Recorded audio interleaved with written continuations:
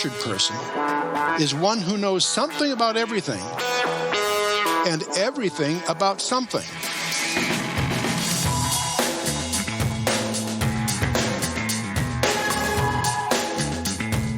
I'm trying to free your mind, Neo.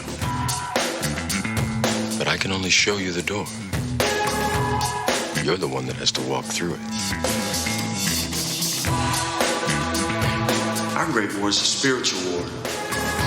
Our Great Depression is our lives.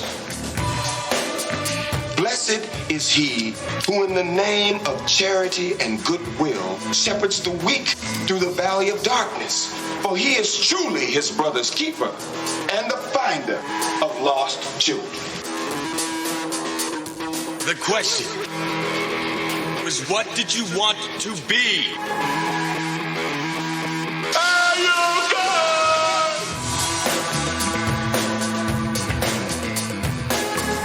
You're like a big bear, man. I like it a lot. What do you mean funny? Funny how? How am I funny?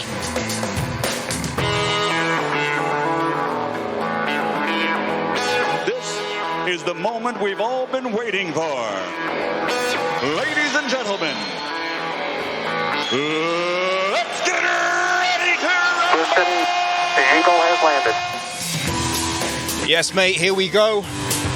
Welcome. You are now listening to and watching TAJ Talks, the home of capturing conversational tangents, made in the UK and recorded live and unedited, going out across these great British Isles, to pebble beaches and across the sandy shores, from mountain high to valley low, to leafy green villages and to crowded concrete cities, from down south to up north and to where east meets west, and out across the whole of these United Kingdoms, as well as the whole global village that we call planet Earth.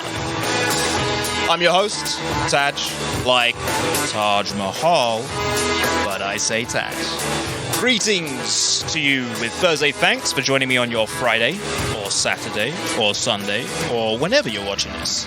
Thank you for stopping by once again to be part of the journey. Special hello to all my JRC people. It's good to have them all back again.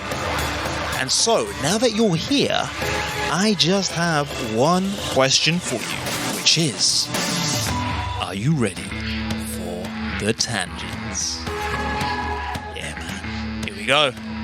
All right. So, we are here on talk number 5. And I have managed to get a bit more preparation done, mainly because I started much later than I usually do, and I'm just gonna go with the sound levels. Okay, I'm clipped. All right, I've clipped. All right, it's there, but I'm gonna clear that. And last time my levels were, I don't know what happened, was rushing before, so this time round I think I got this sorted out. Oh, by the way, I'm just gonna mention this now. This is a Rode pod mic. Louis C.K., I just discovered, also uses Rode pod mics. The same one. But I was thinking about it last time. I think I might, I'm toying around with the idea of changing this from the dynamic mic that it is. Ooh, can you hear that? Wow. Changing it from the dynamic mic it is to a condenser mic. That's for all you nerds out there who care about the technical aspects. Check out talk number 1 when I'm talking about all the equipment and setup and all that kind of stuff. So anyway, yeah, it's just because, man, the first thing last time's show, this thing was like in the way, like that. And I keep saying, like, you know, when I'm doing the editing, I'm seeing things and hearing things that I don't usually notice. I say like so much. And I have a thing about that. I hate that. And yeah, I'm the worst culprit for it. I'm always saying, yeah, like. And I remember Stephen Fry at one point went onto Room 101 when it was hosted by Paul Merton. And Stephen Fry was the guy who said, what's happened to the English language? And he used a phrase to describe it. And this isn't, I wouldn't be swearing if I said this. Okay, I'll just stay away from it, to be fair. Kids are watching, family, I don't know. Anyway, but he described what's happening to the English language, and he took that as an example. And he said, And he said, the youth of today, he said, they can't, he said, what's happened to them? Every other sentence is, and it's like, and it's like, and it's like. And I remember listening to it, and I thought, yeah, good point, Stephen Fry. That's an excellent point. And yet I'm doing it. So, oh man, talking about the editing though, as I say, when I'm doing this kind of stuff, I see things that I don't usually see. But I tell you, the other side of it as well is that I get to go over the interviews. Last week's interview was really, oh man, the amount of times I was watching over that and just cracking up. We had a good conversation with Pavle, and I want to say thank you to Pavle, Pastor Pavle. Still not decided yet which one I want to go for in terms of what do I call him. I think it's Pavle for me. He was saying, is he coming here as a pastor or as a friend? Personally, if you ask me, he's coming here as a friend, and I think that's the case with everyone who comes here. Friends first, and then your occupation, unless you're an expert in certain things, like did it again. If I ever have my lecturers from when I studied theology, if I ever have come them here, they're clearly not my friends.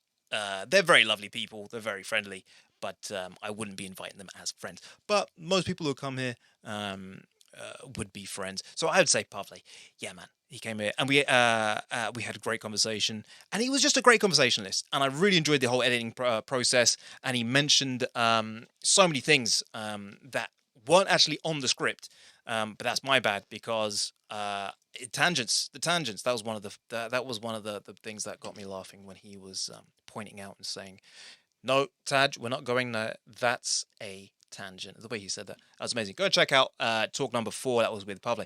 But as I say, thank you to Pavle. Hopefully we're going to have him again. He said talk number 12, so keep your eyes on the numbers, and talk number 12, hopefully we have Pavle again. Really appreciate him being here, making the time. Hope you enjoyed it. But today we have another special guest. Now the special guest, if I were to show you who's with me here, on this side, what does that make you think, everyone? If Bob's over here, hi Bob, Silent Bob, everybody, back again, but he's on this side. Bob is sitting with me on this side because everybody today, I'm just wondering, my mic is getting in the way again. Everybody, today's guest, I'm just going to briefly cut to where Bob usually sits over there, where Bob is now looking. Everybody, this is Halldór. Welcome, Halldór. Thank you. And we're going to be talking to Halldór today. So, Halldór, you've already been given more of the preamble, whatever. What's the word? I think it's preamble. Yeah, to what this show is all about. So you're aware that I'm going to be doing the intro. But yeah, man, thanks for coming here, making the time. And yeah, man, as I say, going to try and make this as natural as it is usually for us when we're out having our coffees. So, I mean, we would usually be out right now. Usually, is it Wednesdays? When's our usual? Whenever we do coffees, it's usually Wednesdays. I think so. Yeah. Is it Wednesdays, right? No, it's not. Yeah. So this is kind of in the norm. So as I say, friends. What's the phrase? Friends, some family, countrymen. No, I don't know what I'm saying. Anyway, friends are going to be here. Halldór's a good friend. He's here today, and so we're going to be doing the talk with him. Halldór, just a very brief one before I go back to the intro thing. But is there anything particularly that you're looking forward to discussing today? Like genuinely, like what are you expecting? Like where this could go? I think like how it always is, all over the place. So yeah, yes, yeah, it is. Like I remember when the war in Ukraine started. Yeah. I was thinking like we were going to talk about the war in Ukraine, and then we didn't. 3 hours. And I was like, wait a minute. Like something big happened. We didn't touch it once. It was just hilarious. Did we even mention it even when we sat down, when we first sat down? Did we even kind of we didn't? No. It was right at the end. Where oh, by the way, yeah, what do you think of the war in Ukraine? Yeah. Yeah, that was nuts. Because when I was driving, I was thinking like, I would really want to hear his take on, what's happening. Like there's a war going on. Like First time in my I guess we would call Yeah. America but it's like America is just kicking someone's ass somewhere like you can't be bothered with it. But this is like an actual That's an interesting point even there, and at the risk of let's save that. But okay, so it could go anywhere is the short point. Yeah, because that's generally what we do. Yeah, you see, it's people like Halldór, it's people like Pavle that are the cause for the tangents. You know, everyone's probably thinking that I cause the tangents. It's the people I'm around. You surround yourself with tangential people, and that's what happens. Tangential people, that doesn't work, does it? No. Anyway, so Halldór, we'll get onto the talk with Halldór after this first segment, everybody. But yeah, so welcome to our guest this week, Halldór. And as he said, we're going to just be going wherever it goes. Right. So what I'm going to do is go back to my kind of summary of what I'm doing with the channel, all the rest of it. So yeah, as I say, Halldór, just enjoy the show. Just feel relaxed. If you need to get up and leave, you can do that. There's camera shots, all the rest of it. So probably best not to do that, actually, to be fair, because things might fall. Halldór's already ruined the lighting, by the way, just like Pavle did. He knocked over the cloud as well. That cloud is developing. There's things in this room are developing a character all by itself. Boxing gloves. I was mentioning it last week. I didn't get into a fight with the boxing gloves this week because I made sure to sort them out beforehand. The cloud became prominent today, just prior to us filming. Yeah. I just explained it to Halldór. I said everything looks fairly sturdy and studio-like, but this is a very unstable studio. This thing, you probably can't see it here. If I put in this shot, this table is resting on some I shouldn't do that. I should be very careful. It's resting on some very weak legs. It doesn't even have the dowels. You know, there's dowels that go into it that connect it. It doesn't have them. It's ready to fall apart. But anyway, we're making it work. So anyway, yeah. Back to what I was saying. Talking about how TAJ Talks is going. Oh, jeez. And I'm hitting that again. Talking about how TAJ Talks is going. Now, last time we were at 82 views, I think the channel had. The subscribers count. Wow, the S's on this are amazingly loud. Oh, I don't know what to do about that. Okay. I think it's fine. Let me just sit back a bit. Yeah, so, yeah, that's good. Yeah, and the squeaking's coming back. The subscriber count was 3. And it's now jumped up to I think it's 8. So we've got 8 subscribers now. Again, nowhere near the kind of subscriber count that people have on YouTube, which is like going into the thousands. And I'm getting very excited because things are doubling, it's growing, it's moving in the right direction. And I want to say thank you to everyone who is tuning in, watching this, watching this for whatever length of time that you are watching it. It's amazing that there are people and supporting and leaving comments. There was some new comments that I saw. I haven't got around to answering those. Jamie Lee, I'm guessing that's you, Jamie. Family of Auntie Heather. Auntie Heather's daughter. I think that was, you left a comment. Thank you so much for the comment, Jamie. And thank you for supporting the channel and just tuning in. And glad you enjoyed it. It's been crazy busy, but I will get to responding to that comment. But just want to give you a shout out now, just so you know. I am, just blessed by everyone who's tuning in and making the time for this. Hopefully that means that people are enjoying it. So yeah. Things are moving in a good direction. Okay, now talking about things moving in a certain direction. I'm wondering more and more as this unfolds whether TAJ Talks is going to end up being what I first thought it would be. Now the reason why I'm saying that is when I think about, when I say JRC, at the intro I do the hello, all my JRC people, again, just as a reminder, that's my Jimmy Rogan Church people. So Jimmy Church, Joe Rogan.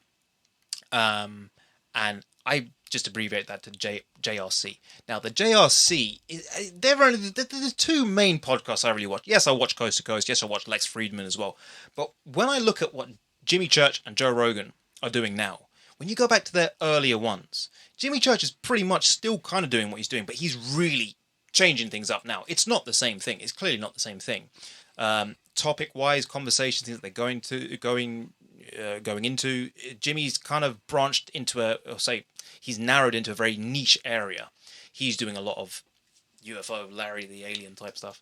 I've called him Larry. I don't know if he's going to be Larry. That could change. Joe Rogan, when you look at his earlier ones, which I haven't actually, I've seen him look at his own earlier stuff and he shows it. I've not actually had the time to go back and find all his earliest ones on Spotify. You have to do a lot of scrolling to find that.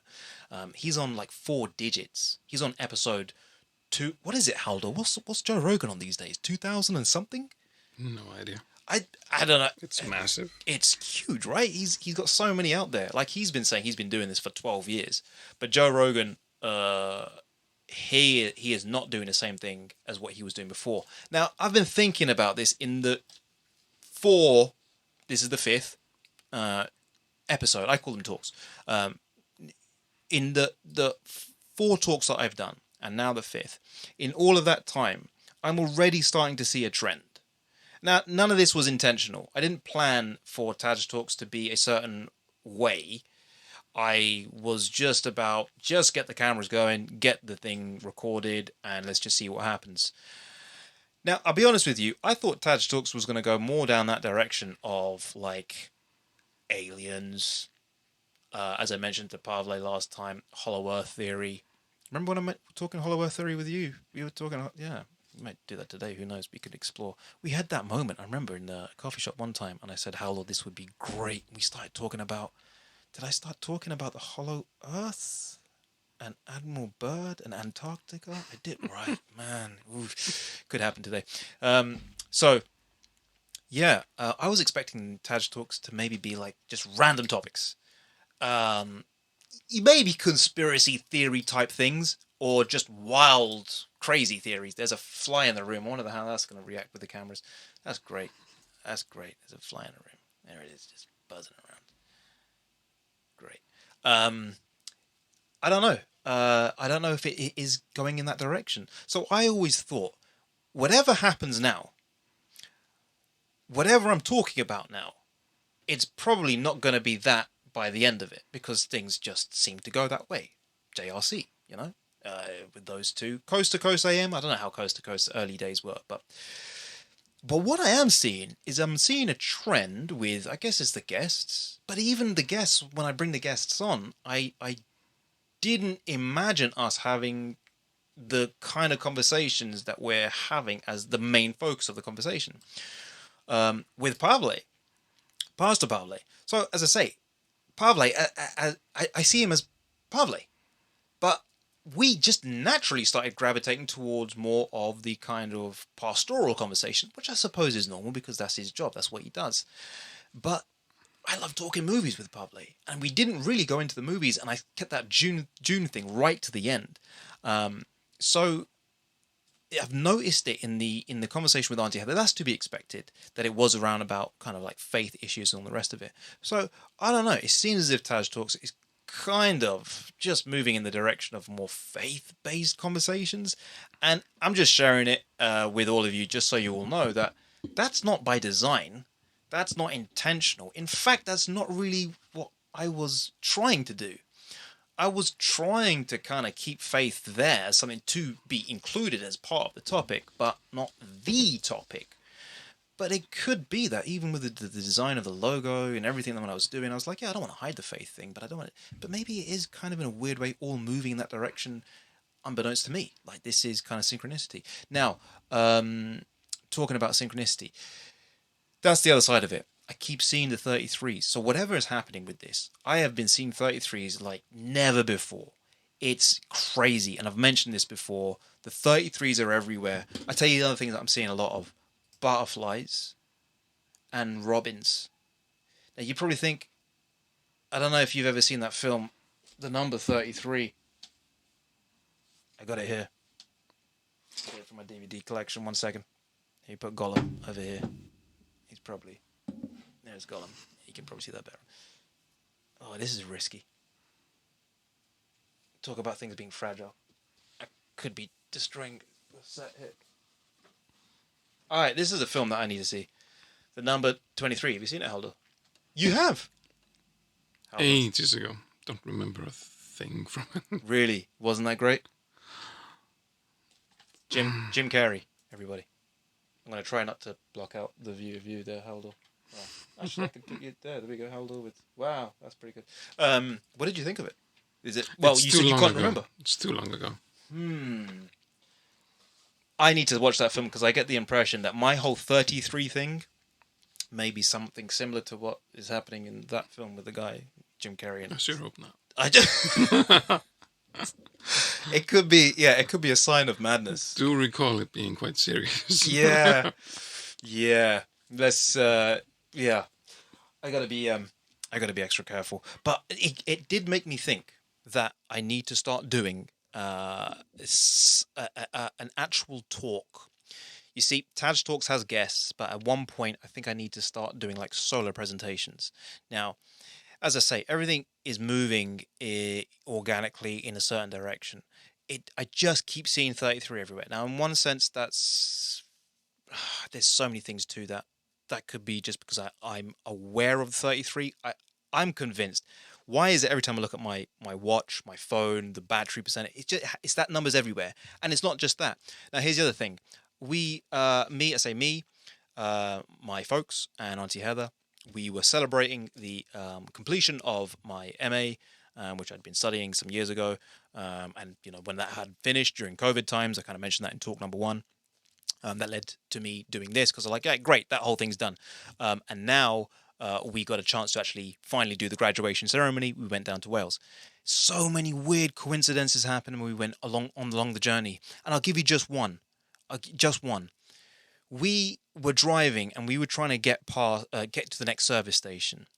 And we missed the service station that we were planning to go to. And then we realized, man, there's not going to be another one for a long, long time. That's what we were thinking, because we went for a bit longer and we just thought there's no more. And then we saw the sign for the next service station and it was something like 27 miles. Something like that, something long. So we decided, let's just go off into a small town.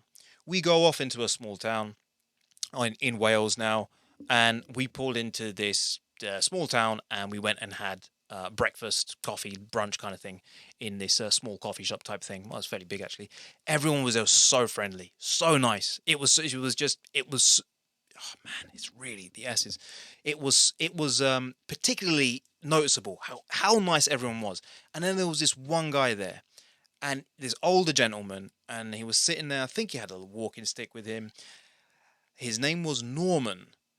And man, the guy was just at every turn was just great for conversation, talking to us, helping us, just being a nice guy. And then when we came out from that place, we started driving on to the main motorway again. And then we saw that the next service station was within the next 5 miles, less than that. And we were thinking, wait a second. If we just stayed on the motorway, we would have gone to the next service station. But because we had this detour, we went off, and we had this amazing experience with this guy called Norman. And we're going to a graduation of me completing theology, right? So in the car, we were talking theology and stuff like that, and just God and faith and all this kind of stuff. Me, Mum, Dad, Auntie Heather. And as we were coming back onto the main motorway, and we went, wait a second, like, we went to that service station. If we went to that next service station or stayed on the motorway, we would have missed that whole experience with Norman and that place, and everyone was so friendly there, and it just lifted all our spirits. It was just a nice thing, and it was a small. It may seem like a small thing, but there was something where we were thinking, man, there was so many things like that throughout the day. There was another moment on the way back. Oh, and I should say, when we came into the parking car park for that place, for that little town, we were looking, where are we parked? Where can we remember where we parked? And we started looking around, and I was looking for like the numbers of the bays. Guess where we parked? Near, pretty much next to 33. And I remember turning to Auntie Heather, and I just said, Auntie Heather, look, it's there again. It's happened to me so many times in life where it's surreal. It's very matrixy, and it makes me think that there's something going on. And here's another one. We on the way back, Mum was getting hungry. Dad, they wanted to stop off at some petrol station, get a Greg's, but the Greg's was closed, so they weren't serving. So then we were like, oh, should we just go to McDonald's? Mum was really wanted to eat. Mum was getting a little bit kind of frustrated as well at this point. She was kind of like, but I don't know what that was. But my mum wasn't really doing that. Anyway, she was getting frustrated. And then I said to Mum, I said, look, let's just get back on the motorway and we'll go to the next big service station, because that's when we'll get a chance of like a really big, a good meal. We carry on, we go down the service station, down the motorway, and Mum's okay. She's like, all right, well, let's wait. And then we go to another service station. It's got like a road chef. I thought a road chef was going to be a big restaurant. It's not very big. And there was just a few things there. And again, most things were closed there. So we go back in the car. And in my head, I was thinking that thought. I was like, good things come to those who wait. And I said it to Auntie Heather when we pulled into the next service station, which looked like a big one because it had like all the big names there. You could see it on the board. And we thought, right, that's a good one to go into. We go in there and we sat down. I said to Mum and Dad, pick a seat anywhere, like in this particular place, pick a seat. They picked a particular seat. We sat there and we were eating and we had a good meal. And it was worth the wait, and we were all talking about it. And then we just started having conversations about how things had been over the last couple of years. Me, my mum, my dad, Auntie Heather, and many others. But my mum and my dad especially, it's been very difficult for them to see me go through what I've been going through, becoming a Christian. It's not been easy for the family, and they've slowly come to, support me, and now they're fully sort of support me in the way that I'm living life. And Auntie Heather was there to help kind of be the bridge between me and my family. And as we were recalling all the memories and the things, we were talking about just like how nice it was to all be there together and to be sitting down and eating together at this moment and sharing this moment together. As we get up to go, I noticed that on the wall of that little booth where we were sitting, there was a sign and a little message, and it said, the best memories are made when sitting around a table eating with the people that you love, or something like that. And all of us looked at it and just thought, my goodness, it was exactly what we'd been doing. And then we turn around and we see this sign. Now, then I quickly went, right, wait a second. My scientific brain went, okay, that's on every single one. I checked. All the other tables had different signs. And then I checked and saw what all the different signs said. None of them were relevant to what we would have been doing. There was only one other one, which but it didn't really fit. So they picked that one particular spot, and Halldór. Oh, no way. It's all good. And they picked that one spot. And in that one spot, we're having this deep conversation, and it's summarizing everything. Well, that message summarized everything about what we were doing. Now, that again to me is another. Oh, yeah, okay. That to me is another reason that tells me that there's more to what's going on in life. These little coincidences aren't just small things, right? And I forgot to say, when I was preparing to go to Wales, here's the prop that I was gonna. This is just another completely random thing. As the intro music plays, it's as if the Lord above knew that he wanted to rescue all of you from my madness. I've got a beard trimmer. I haven't trimmed the beard. Beard straighten, I should say. And I haven't straightened the beard. I got this for the graduation ceremony in Wales.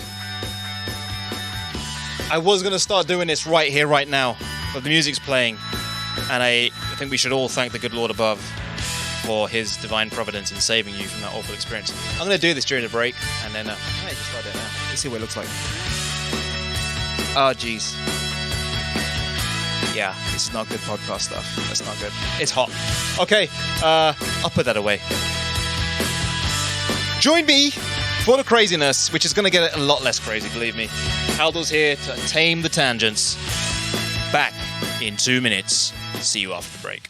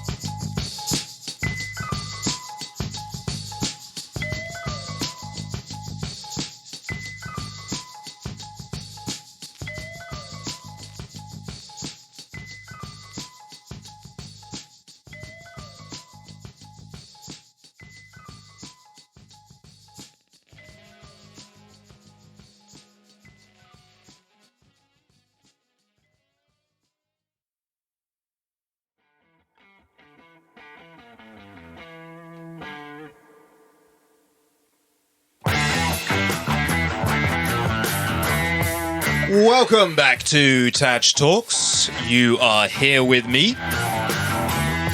TAJ, like Taj Mahal, but not quite like Taj Mahal because I say TAJ. Yeah, man. Here we go. This is talk number 5. Special guest, Halldór Magnusson. I got that right. No. Which is fine. Are you? Oh, hold on. I think we might have to ask you to get that mic just a little bit closer. Yeah, try that now, Halldór. What were you saying? Yeah, that's it. It's very hard to get it. I'm pretty sure I'm blowing it now because I've been in England for too long. So it was Halldór Magnusson, our guest today, and we are going to be talking about, as you said, almost anything. Could be anything. But yeah, so here we go. This intro music, this back from the break is so long. I never realized how long it is. And then it starts fading out. Man, everyone, I'm still learning. And I'm still getting this thing. And I'm sweating as well. It's hot in here, right? Jeez, man. Right. Okay. Did you do a podcast when the heat wave was on? No. Oh, okay. No. Yeah. Thankfully, this is... Because that heat wave, that was actually one of the things I was supposed to say at the beginning. So yeah, let's go straight into it. Yeah, no, I avoided that. What did you make of the whole heat wave thing, by the way? Oh, just every year we have 2-3 days that are really hot. That's kind of it. That's how I see it. And I was like, should I buy a fan? No. It's gonna be cold the day after, and I'll just feel silly. And right now it's already cold, so it's like, yeah, it's over. I mean, that's... Wait, so you didn't even buy a fan, even just for that one day? Like, to be fair, what was it, 2-3 years ago when we had like a whole month where it was hot it wasn't as hot as it was in the last 2 days, but it was really hot. Yeah. For like a whole month, just like. Yeah, I think the summers over here are exactly what they're meant to be. Hot. If you ask me, I just... You're not hot enough. Not hot enough, yeah. No. Yeah. The last 2 days were too hot for me, but nothing serious. My biggest annoyance is like, it's not really hot, it's not really hot. Oh, it's too hot, and now it goes back to, it's not really... It's barely summer. Right, it changes so quick, but the yeah. thing like is... Like right now, it's like, it feels like it's barely summer, it's just cloudy and... Yeah, I mean, my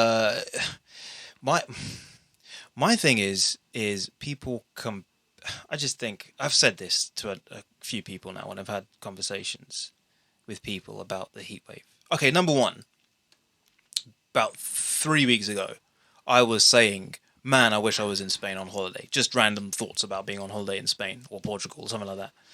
And I was thinking, man, because I want that heat. And I was thinking about it, how nice it is. I think maybe because we had a few hot days, not like the big scorcher days that we had last 2 days, but we had a few nice days in recent weeks. And I went, oh man, this is nice, but it kind of reminds me of being on holiday. And it would be really nice to have that kind of heat. And then this heat comes. And I just don't understand why people just hit the panic button with... I don't know. It wasn't even that hot at night. And here was the thing that I was going to say in the intro. I was going to do the whole heat wave thing because I was going to ask people like, how do they find it? What's the whole? Just checking everything's recording. How do they find it? Was it too hot? Because when I was in Australia, I remember one of the hottest days in Melbourne, and I was there for it on their records, and it was 40 something. I think 42 during the day. I think maybe even higher. We had 40, so it must have been more than that in Australia. Because I remember stepping outside, in Melbourne, and you would see just like you get the heat waves coming off the pavement, all that kind of stuff. You could visually see that everywhere you looked. you either like it could seem like you're either high on something, like having a hallucinogenic experience, and just everything's just like, whoa, what's going on, or it was what it was. It was just the heat that was rising up from the pavement, and I think they were showing as well, which is probably not the first time that they've done this, but I think on one of the news channels they were like frying eggs on the pavement. It was that hot. You could literally fry eggs on the pavement. And then on that night, it was 38 degrees at night. So when we had 22 degrees, and this is my thing, when I look on the news feeds, I just see just panic. And it's less about the heat wave. It just comes back to this whole thing about the news and the media, and another thing about what people are doing these days, where people are allowing themselves to get worked up over things.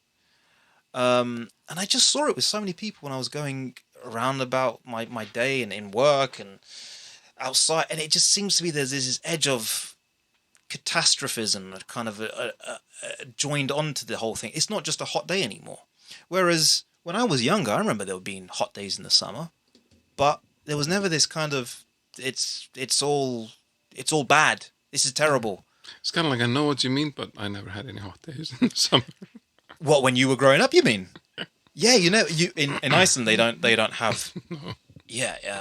heat like that. What are the temperatures like in Iceland? It's like what my sister was telling me. Like, welcome. It's gonna be great having you back. Hope you're gonna enjoy the 12 degrees we have here. It's like 12 degrees, like pretty decent. 12 degrees. Summer. Jeez. Summer temperature. That's your summer, 12 degrees. And over here, so 40 for you was something. Yeah, it was a lot. Yeah. But I saw a video, some 19-year-old guy was just like, what's wrong with it? Like, what's happening? And he was talking about, like, 1911. I don't think he was alive at then when he was really old, but I don't think he was that old. They had a heat wave, which was not as warm as we had now. Yeah. But pretty close, In 1911. Yeah, maybe not 40 degrees, but like 38 or, just very close. And, like, nobody made a big deal out of it. It was just a warm day. 1911, can you imagine? Like 1911. The difference between all the stuff we have now and what they had. Yeah. And we're freaking out. And they're just like, oh, no. It's nice and warm now, nice. When you say 1911, that makes me think of, was the comparison that was being made during COVID was 1918 Spanish flu? Was it 18? The Spanish flu. Somebody was comparing COVID to the Spanish flu. Yeah. People were making comparisons between between COVID and the Spanish flu. And there's two sides of that where I think that's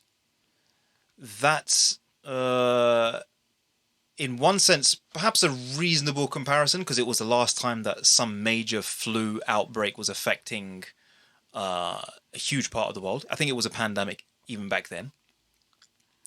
But the other side of it as well is doesn't that make you think that these things, there's nothing new in that sense?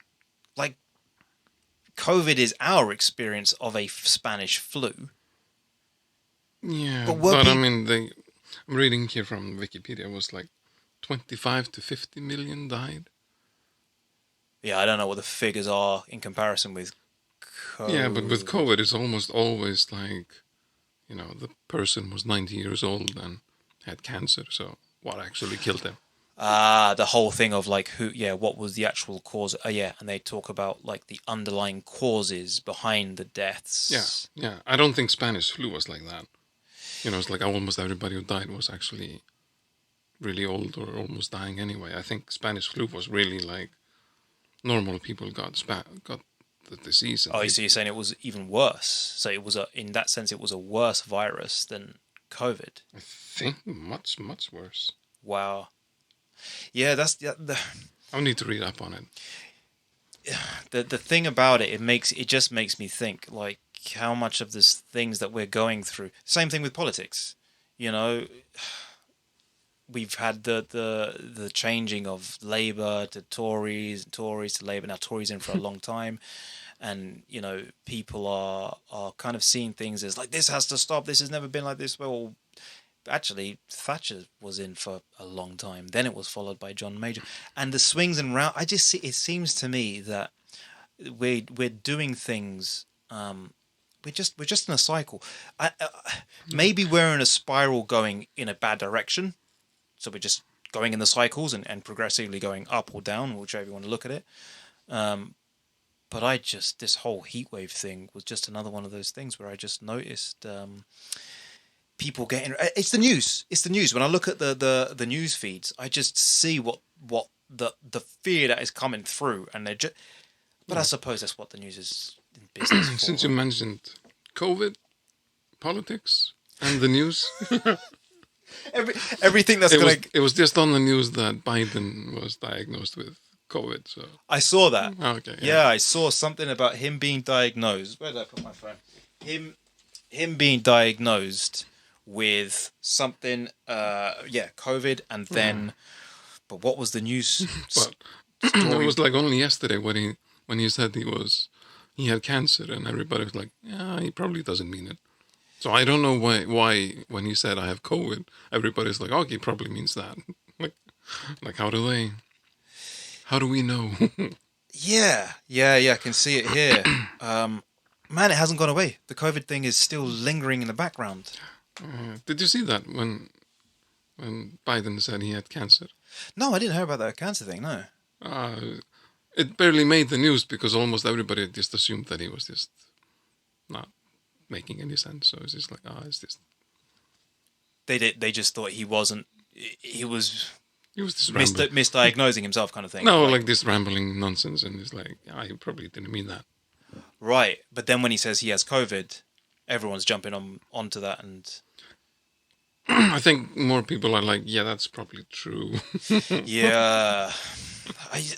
It's like they're so used to Biden just rambling nonsense that it's just like, it's just one of those things. He's definitely one of those guys which, you mentioned, as you say, Biden, COVID, what was the other one? The news. The news. These are the kind of things which YouTube analytics, it's just very temperamental areas that people seem to, you can't, it feels like what we were talking about as we were preparing for this. You want to be able to have conversations, but you have to, when you know that the conversations are going public, you have to be aware that, depending on who your audience is as well, by the way, but when these conversations are going public, that people are going to, it's almost as if people these days are looking for the negatives, the negative storylines, the negative angles about anything that's said. And Christians are extra bad at this. Who? Christians. Oh, really? In what sense? How do you mean by that? They have this sense that the world is going really bad. And a sign of the times. It's like that's the sign that the end is near. So even though, you would mention statistically, like, it's just never been better. Like, wow. Yeah. It's like they just can't believe it. Like, that doesn't make sense. It's almost like that would invalidate their faith. And it's just like, something went wrong somewhere. Do you think it's a tricky one as well, though, because there's at points you do look at the state of the world. Okay, do you think it's because it's invalidating their faith or invalidating what they believe is what the scripture is talking about? So when the scripture talks about things are going to come to an end, and there will be signs in the heavens, and okay, let's put aside the fact that there could be misinterpretation of scripture as well for a moment. When people, say Christians specifically, as you mentioned it, do you think it's that it's them finding their faith is being invalidated, or that their worldview as derived from scripture that's being invalidated? Worldview, I guess. Because it's kind of like, here is this nice evidence for my faith. The world is, how do you phrase it? Like, it's terrible, it's going to hell in a handbasket, or something like that. Yeah, everything's getting so much worse. And that's like evidence for their faith. Right. Yeah. It's it's funny you mentioned that. I was actually having the thought in my head on the other side, thinking most people who are not of a Christian biblical view seem to be just as, let's put it that way, yes, just as apocalyptic. Yeah. And it's the climate, it's society, even like moral issues, things that is usually considered the domain of fundamentalist Christians, evangelical Christians. It doesn't even have to be evangelicals.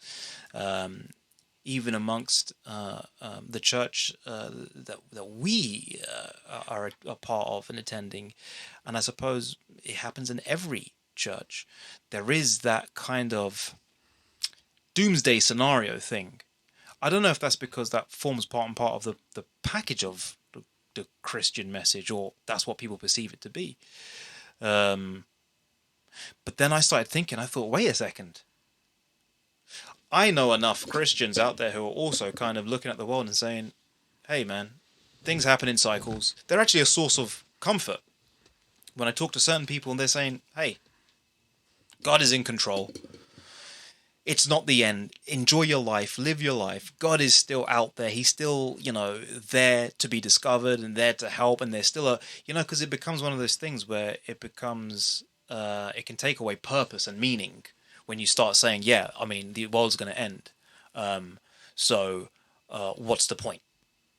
That's talk about what the gospel means. That doesn't really seem like good news to me. But in the same time, depending on what you believe the Christian message actually is and what the gospel, especially end-time message is, I struggle with this. That sometimes I'm thinking, and I always have done, isn't that part of the message to warn a world that these are the times that we need to get ourselves prepared for? I mean, if it is the second coming, whatever that means, I'm not even sure, like, really what that means. Is it literally the second coming? Like, there is a man who's going to come in the skies. I mean, even that, the concept of that is so surreal. I'm thinking of superhero films. Yeah. Imagine if you see a guy just coming, like, flying through the skies, and not just by himself. Apparently, the scripture's saying that he's going to have 10,000 and 1,000 angels with him. Yeah, maybe Avengers have helped making that easier to imagine. Like, maybe it was what? The Avengers and all that kind of stuff. Oh yeah, it's like you're almost like, yeah, I've seen that before. Yeah, maybe almost like priming people. I don't know. Like that last scene in the Avengers when, everything looks doomed, and then all those who they thought they were dead. Maybe I'm confused, but a bunch of them come out of nowhere and to help. Yeah, isn't that when they've been like turned? A little second coming. Yeah. Feel to it. Yeah. And that is like the way I see the second coming. It really is like this. This thing about like everything is doomed. It's like the world is gonna kill us, or it's totally hopeless, and then Jesus comes again. Right. It's like, okay, it's like, and so the scenario for a Christian when that happens should be like, we thought it was hopeless, but here is somebody coming to help us. Right. I at least that's not the picture that I get from when I hear Christians talk about it. Oh, I see what you mean. Yeah, yeah. No, that's not the feel I've had as well when I talk to people about these topics. And I'll be honest with you, when I've been in my my mindsets, when I've been really kind of, yeah, the world's gonna end, and I think COVID is one of those kind of times when I thought that would have been a time when I would go really kind of, oh my God, it's the end. Yeah, maybe that's a sign of what theology does. It just makes you have a more balanced kind of approach to things. But of all times, yeah, I was thinking more so about this topic when COVID was happening. But again, measured. But I definitely get that feel as well when I speak to Christians and they talk about this topic. It does seem to be not here is the second coming. It's great. But wasn't it? Doesn't even Jesus in the Gospels? Isn't that how he describes it? Isn't the second coming like a thief in the night? And it was, there'll be weeping and wailing and gnashing of teeth. And I don't even think the picture, even if from the source itself, is even painted in a good way. From what I remember reading certain Old Testament passages, it was described as a day of darkness, a day of wrath, and dark clouds coming, almost as if it was trying to say I think in even one passage it says you don't want to be there when it happens. Like, pray that day does not happen in your time. Pray that you do not see that time. You might be confusing something. Well, I'm either confusing the Old Testament narrative, or which is as I say, there's so many, or there's many different, as with most things in the Bible, there's many different perspectives even within the text. So it comes at it from this angle, but then it also comes at it from another angle. And especially when you see the progression into the New Testament and you start seeing the gospel message presented by Jesus, and you see how things are completely turned upside down there, where you see a man dying on a cross and you think everyone else, what they were thinking was this is the worst situation ever. Whereas in God's economy and in God's perspective, he's saying that's the greatest moment in human history. That's your salvation. Yeah. So maybe I'm getting the Old Testament perspective of it wrong, but I'm pretty sure there are certain passages in the Old Testament, predominantly in the Old Testament, describe it as a dark day that you don't want it to be. And I think that kind of gets carried over. Like when Jesus talks about like that kind of stuff, even from him, you would have thought, yeah, comforting, should be a comforting, you're coming to, but he's kind of describing it as like, get ready. Yeah. But there are two events. One is like the day of judgment, when God judges the world. And then the second coming. But like the second coming, I mean, the verse that talks about it is like, they are destroyed by the brightness of his coming. Yeah. That's no joke. No. It's like... No, that's the bit that gets me going. It's pretty scary stuff. So that's what I'm saying. Is it Christians themselves who are putting a negative spin on it, or is it the text itself is telling us? Do you see why I'm saying that? Maybe it's not even the Christians who are just being sort of funny with the text and just making it a doom and gloom scenario. The text inherently seems to, at least in one perspective, like that.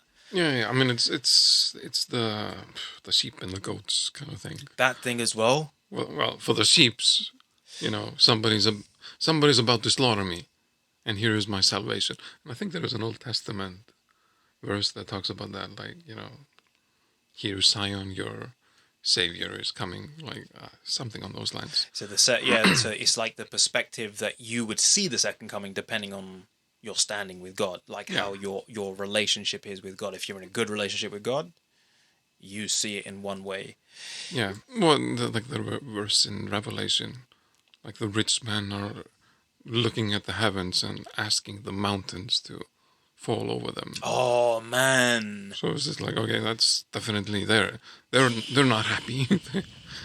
Yeah. Okay, that's an interesting point that you're making there as well about the mountains falling. Okay, here's another thing that maybe this is what gave rise to the sort of the thoughts of, wait a second, Christians it can be seen as people who are actually providing comfort. Like, hey, the world is going to carry on. We're going through things. It happens. Nothing new under the sun. Nothing to panic about.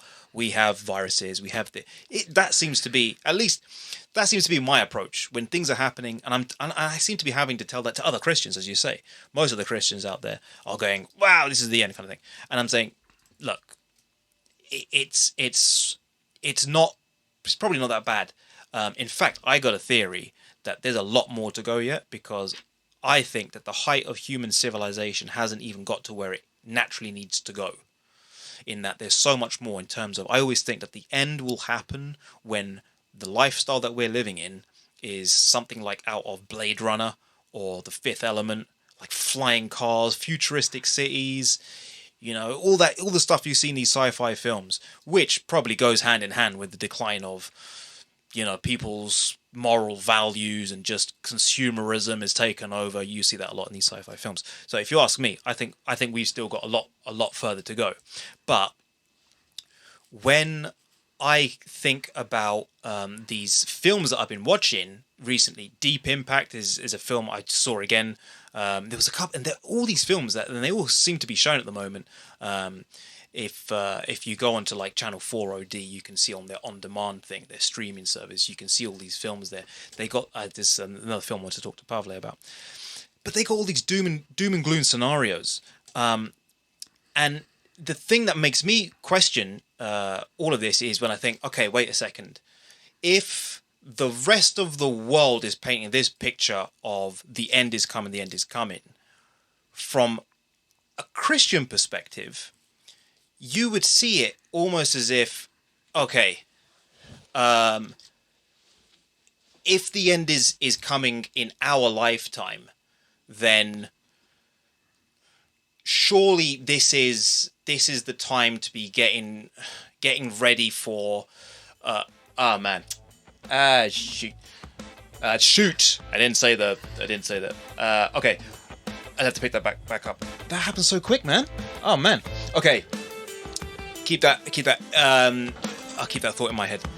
We were talking about I was going off into a tangent onto the films. Why was I talking about the films? Deep Impact. End of the world. I'll have to come back to this after the break. Okay, we've got 2 minutes of a break, and then we're back here with myself and Halldór, and we're just going to carry on the discussion. And as I say, we don't really know where it's going, but you're here for the next 2 hours with me and Halldór. I think it's 2 hours. Yeah, 1 hour down, 2 hours to go. Okay, see you shortly after the break. TAJ Talks.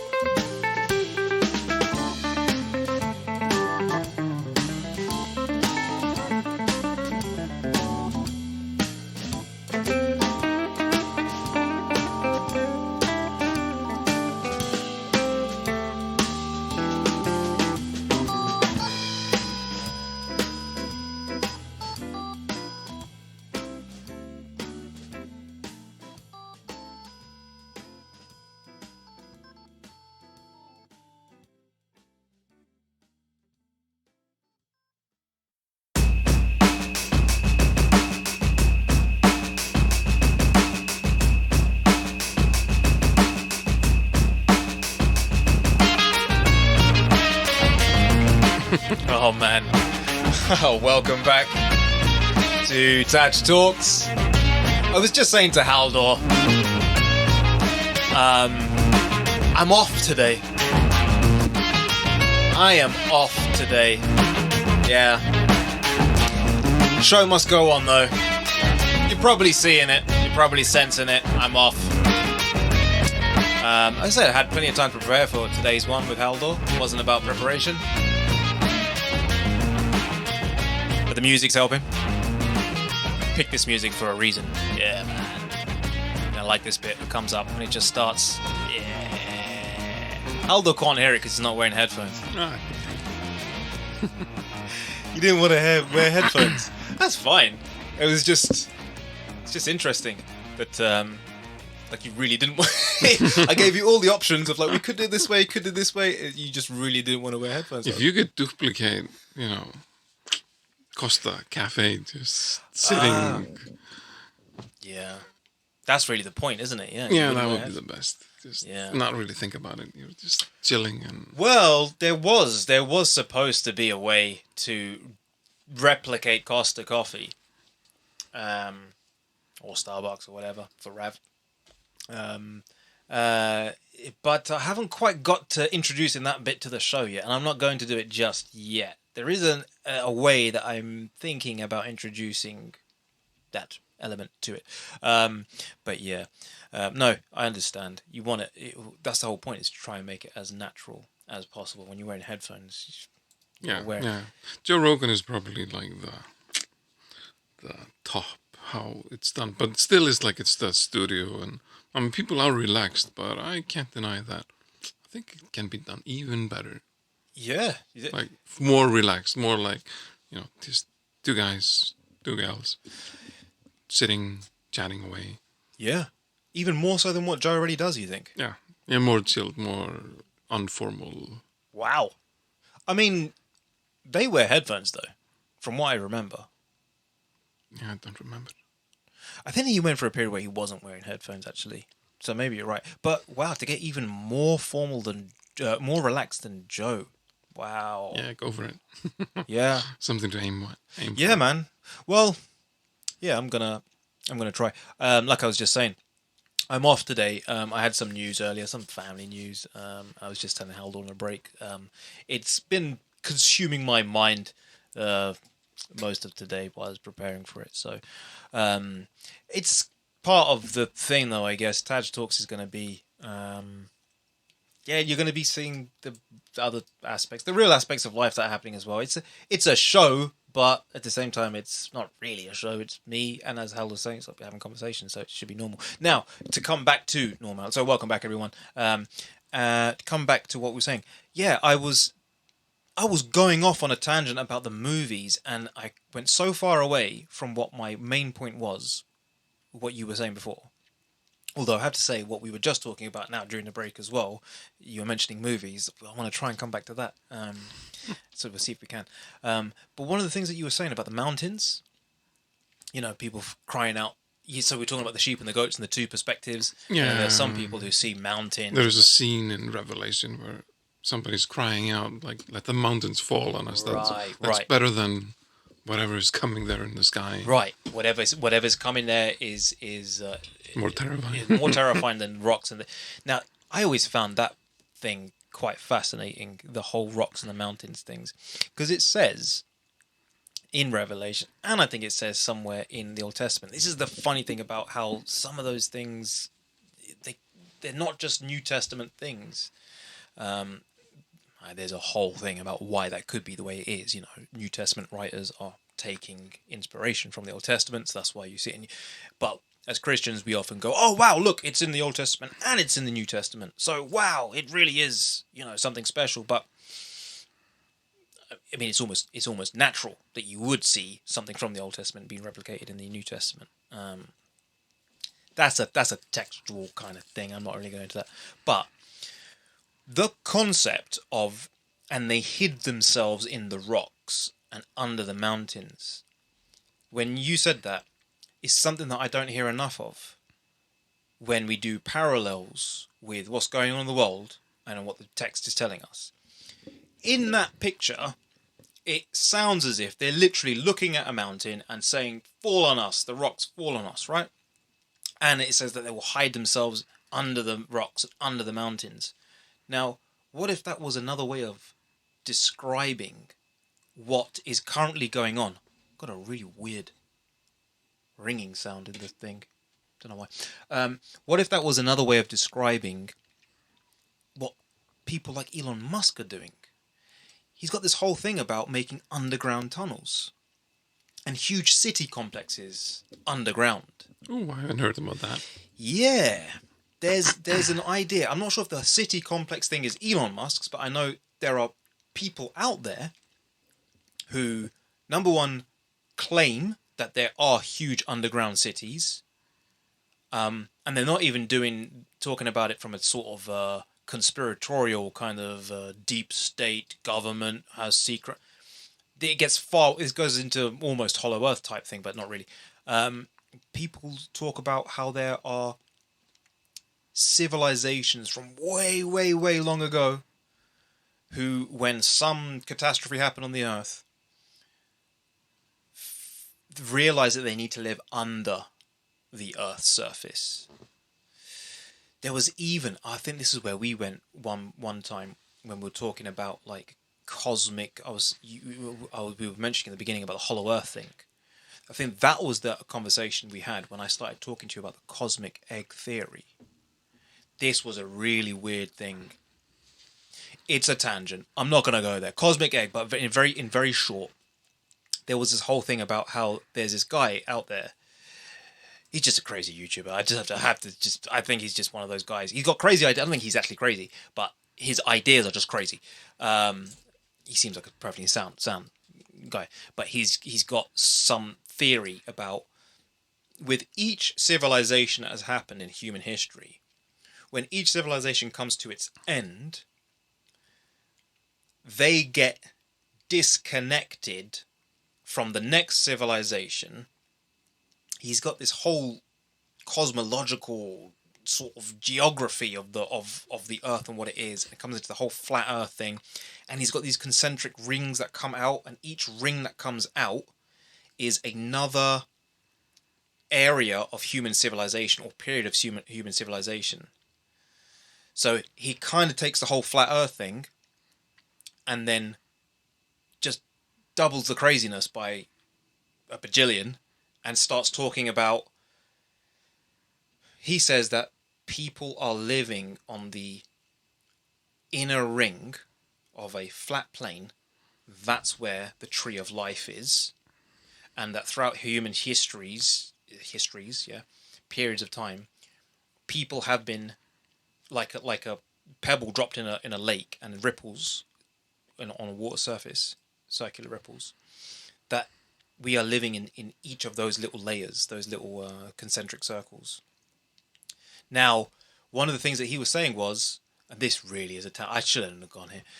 This guy was saying that people can only access the previous civilization at the end of their time, when there's a way through the mountains. So I find to tie that into Revelation. I'm not tying that into Revelation. I'm not tying that into Revelation. I definitely didn't see that coming when I mentioned that verse from Revelation. This is how my mind works. My mind works in, I hear things, I hear snippets, and I think, and this is also part of the saving grace of theology, what it did for me as well, because you just start to realize how much stuff out there is just not been tested. It's not provable. It's crazy theories. That's all it is. But I have this thing where I hear little snippets of things. I think maybe that bit matches with that bit, which matches with it. So when you say the rocks falling on us, my short point was rocks falling on us. I think straight away of Elon Musk. Boring. He's actually got the company. Boring something, right? Yeah, boring company. Ridiculous name. It's a crazy name. But anyway, he's talking about going underground. Now that makes me think, what if that's what the Bible's talking about when it says, and they hid themselves in the rocks and under the mountains or in the mountains? Sounds to me like that could be almost anticipating what we're seeing in terms of new technology, society that we're living in, we're going underground. I would have to kind of double check on the verse. At least in my mind, when I was thinking back to it, it was just like there is a sign in the heavens, and some people are so afraid of what's happening that they would rather have the mountains fall on them. But it's the end of the world, so in a couple of hours, they'll be gone anyway by the brightness of his coming, like the text says. What do you think? Yeah. Yeah, as in it's just a symbol rather than literally. Well, for the rock it's this scene, you know. It's like, how long is it from when you can see the second coming until it's here and a reality? Maybe it's just a few hours. So that's kind of the scene that I'm seeing from Revelation, from that particular verse. That is basically people reacting to seeing something in the heavens. And then a few hours later, it's done. Yeah. But I would have to kind of double check and read up. Yeah, you know what? I'll be honest with you. I think I need to spend more time actually studying the Bible like I used to study it. I've become so rusty. Not just in terms of scriptural references, but just how we're supposed to really understand them, the original context. Again, all the things. Yeah, studying being in the academic world is great when you're there, but I mean, if you don't use it afterwards, it teaches you certain things. One of the biggest things I learned is just, the fact that we can't know everything, and that what your faith is actually built upon is something that you cannot define. The goodness of God, which you have to just believe that. But whereas before it used to be built upon Daniel, statue, toes, clay. For people out there who use the statue of Daniel, it's the end of the world scenario. Maybe that's one of your solo talks. Yeah. I don't think I'm going to do a solo talk on the Bible stuff, though, to be fair. I don't know why. I feel like I don't want to go into that direction because... I feel like you should just pick something... it's like if something like this comes up... Yeah. Then you're like, half an hour explaining something that came up in our talks because somebody might want to know more about it, or it would make things more... Half an hour. I think half an hour would probably be fair enough, yeah. I mean, you can spend days. Oh, yeah, I'm sure. And some people do, man. Some people have, it's Yeah, my friend wrote his master's on Revelation 9. Like thick thing, and it's just one chapter that is just analyzing back and forth. Well, and the same applies to Daniel 7 and all these things, like people write. MA thesis, your friend did it. Was it MA? Master's in theology. Yeah. I mean, that's probably... I've heard people doing whole theses on one word. Oh, wow. Or one verse. So that's almost within, like... I'm saying like... That's almost expected, I would have thought. Not expected. No, that's not the right way. What am I trying to say? I'm trying to say him spending a whole thesis on Revelation 9. It's typical, I think, yeah. Yeah. For a theology. It's almost, It's there's a lot that could be said for one chapter. So, but I don't want to, I don't know. I have an ex-colleague who was talking about how he thought the Bible was like the least read book in history. And I was a little bit like, I don't think there is any other book that has millions of people spending months on one verse. Or, I remember we were speaking about this before. It's definitely not the least read. Yeah, I remember you said that last time we were talking, and the guy said, it's the least read book. How does... I saw this on a Joe Rogan. He had a guest. I've forgotten his name now. The guest. he was talking about the Times bestseller lists, and he was saying, he was an author. He is an author, the guest, and he was talking about how if you actually look at what is the best selling, the bestseller, he said it himself. He said it's the Bible, and he mentioned another one, another random book that he mentioned. Oh, I think it was something like something to do with like language or dictionaries or something like that. Okay. Some sort of reference book. He said it was up there as but he said the Times bestseller list is not, because if that was the bestsellers, if they were to actually take the bestsellers, you wouldn't have like books like whatever. I've got one of these ones. My housemate was reading that. I brought it back here, Moy, by the way, just so you know, in case you're wondering where Sapien's gone. I got it here just because I needed to plug that gap with something.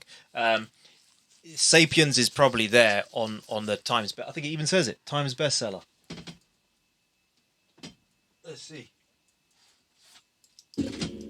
Number one bestseller. Is it a Times bestseller? Well, it's a number one bestseller. Well, okay, that may be on the list, but it's not actually there in a genuine sense because they've actually crafted that list. So they've made it. They've basically had some kind of editorial say in what makes it into the bestseller. Yeah, and it only applies to like this month in New York or something. Yeah, and that's the bit. Yeah. That's exactly what the guy was saying. Yeah, he was saying that it's actually based upon sort of the geography and what organization, where that organization is based. But yeah, no, the Bible. Why did we go into why the Bible is the best? It was the comment from my ex-coworker. Oh, the least read book. Yeah. Oh, yeah, because we're talking about the MA thesis and how many things that could be said. Yeah, no, people pour over this thing. I definitely need to get back into studying all that. I tell you what, though, I think is just something about studying. What studying did to me is it just made me. I almost gave up on knowing anything. I just kind of came to a place where I just went, nothing really can be known for sure. And all I know is at the end of the whole process of studying, I was almost to the point where I was thinking, I don't even know if there is a God that exists anymore. And that became my focus towards the end, where I just went, I just want to come out of this with my faith intact, one way or another. But I'm really, really hesitant now about,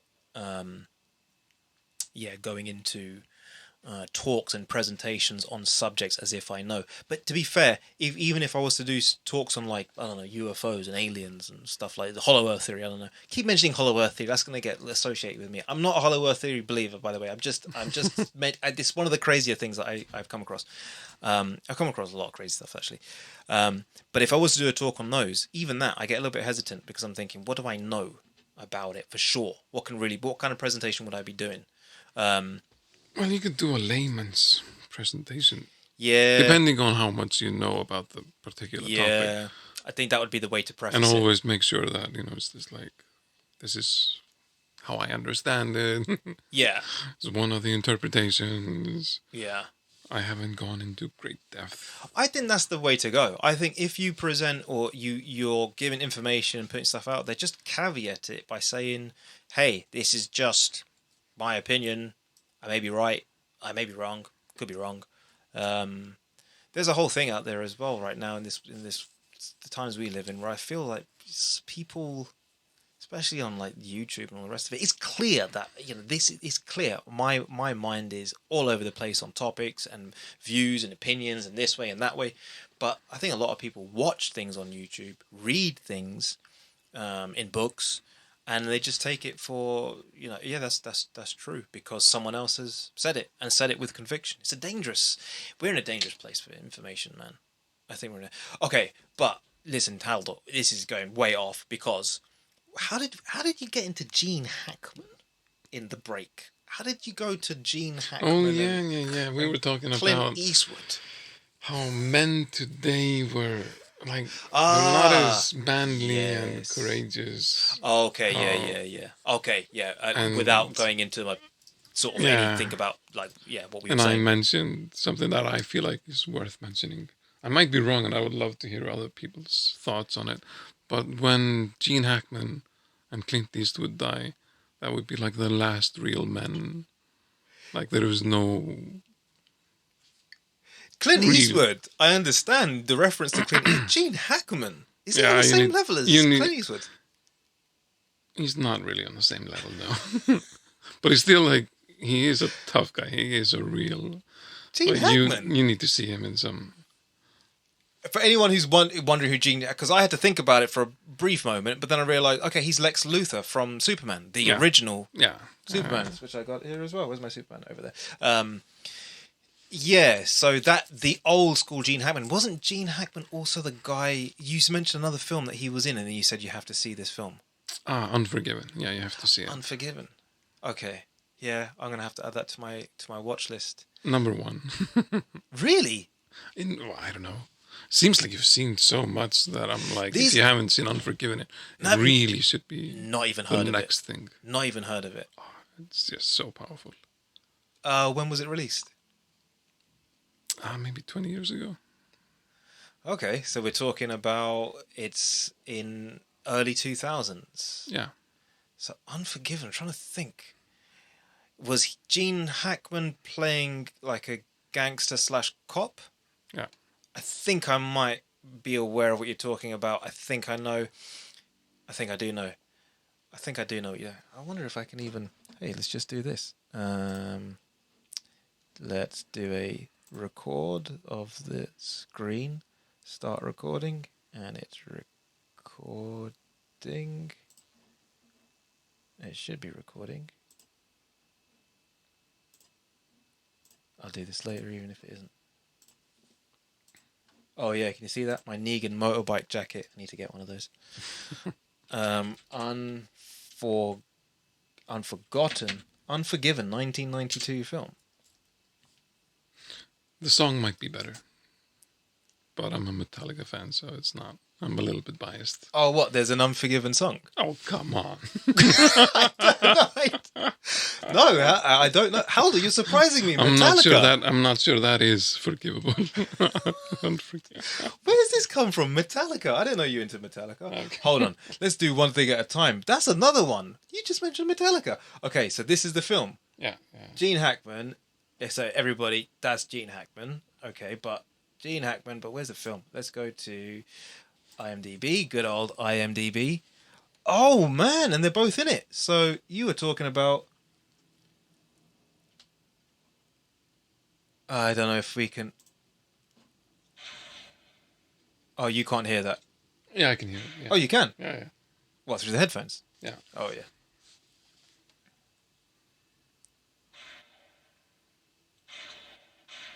Oh, adverts. Go away. Is this a trailer? It's playing something. Weird trailer. The scene from the movie, but the weird thing as a trailer. Did Pa used to kill folks? She said.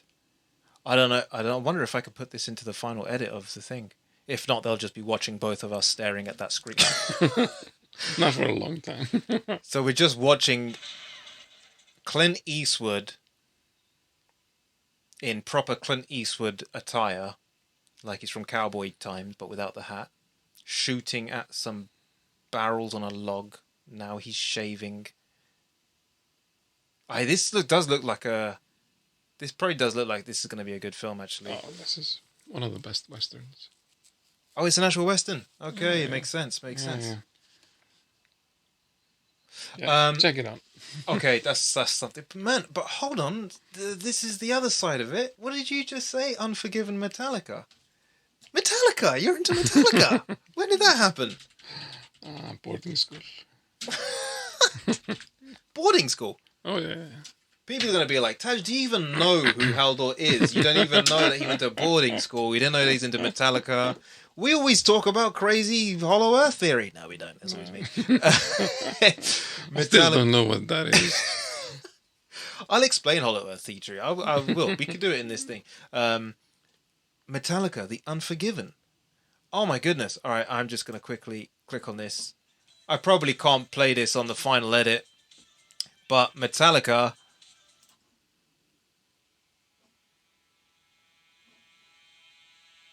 This is going to get really loud. Oh, it didn't. No, this is more of the He's got quite mellow instrumental Oh, really? songs.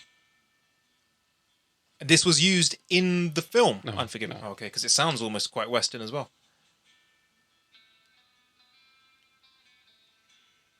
Wow, it really sounds Western, man. Jeez. Hold on. It's not just mellow. I did not have you down as this kind of... This was your taste in music. To be fair, I've never spoken to you about music. I'm all over the place when it comes to music. Really? Okay, if Metallica's on one side of that scale, what's the other side that you also experiment with, have listened to? Nah, it might be like classical or even Enya or something on those Enya! lines. That would be the other scale. Enya, sail away, sail away, sail away. Classic. Isn't she, Okay, I tell you about... this is interesting that you say Enya. Enya has this thing. She was in the Lord of the Rings movies as well. They brought her into that. But even before she came to the Lord of the Rings, I was aware of Enya. She has a really magical Celtic vibe going on. Oh, yeah. Is she big in Iceland? Don't know. How did you come across Enya? My sister was listening to it, and I just picked up on it when I was like 13, 14, 15. Man. These breaks, they come so quick. Man, I wasn't expecting that half hour to go where it did. We ended up with Enya. I don't know. That makes no sense. You said it at the beginning. It makes no sense. But you said it at the beginning. You said we can talk about anything. And we are talking about anything. Right. I'm going to get... There is a question I have talking about Scandinavia, Iceland. I got a question. Save it for after the break. Yeah, I'll save it for after the break. All right, join us in 2 minutes for more TAJ Talks with Halldór Magnusson. See you in 2 minutes.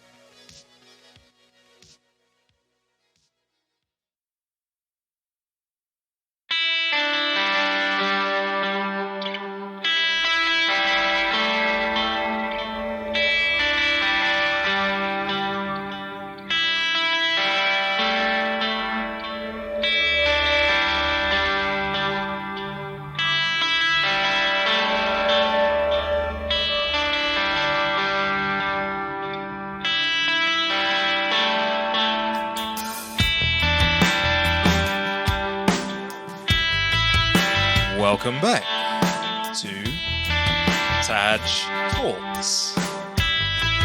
TAJ Talks. Doesn't quite work. TAJ Talks? Not for me, anyway. You're here with me and my special guest, learning a lot about it. I just said to him, how comes it takes a podcast for me to learn the things that I'm learning about Halldór Magnusson? Our special guest, Halldór Magnusson. Said it twice. Because he's worth it. I hate those ads. Buy this shampoo because you're worth it. And all I'm thinking, you're not worth it. Which is a little bit shame because it's only a shampoo. Like, you really must be worth that. But it just annoys me so much. Like, Really? Do you know what I was thinking of? Talking about these ways that these marketers do these adverts. Why do those aftershave adverts always introduce the name of the aftershave or the fragrance in this really neutral sound, like Hugo Boss by Hugo Boss, or Calvin Klein by Calvin Klein? It's always that weird sort of flat. Why? How comes no one's going, Hugo Boss, it's great for you, put it on your neck? No one does that angle with these fragrances always.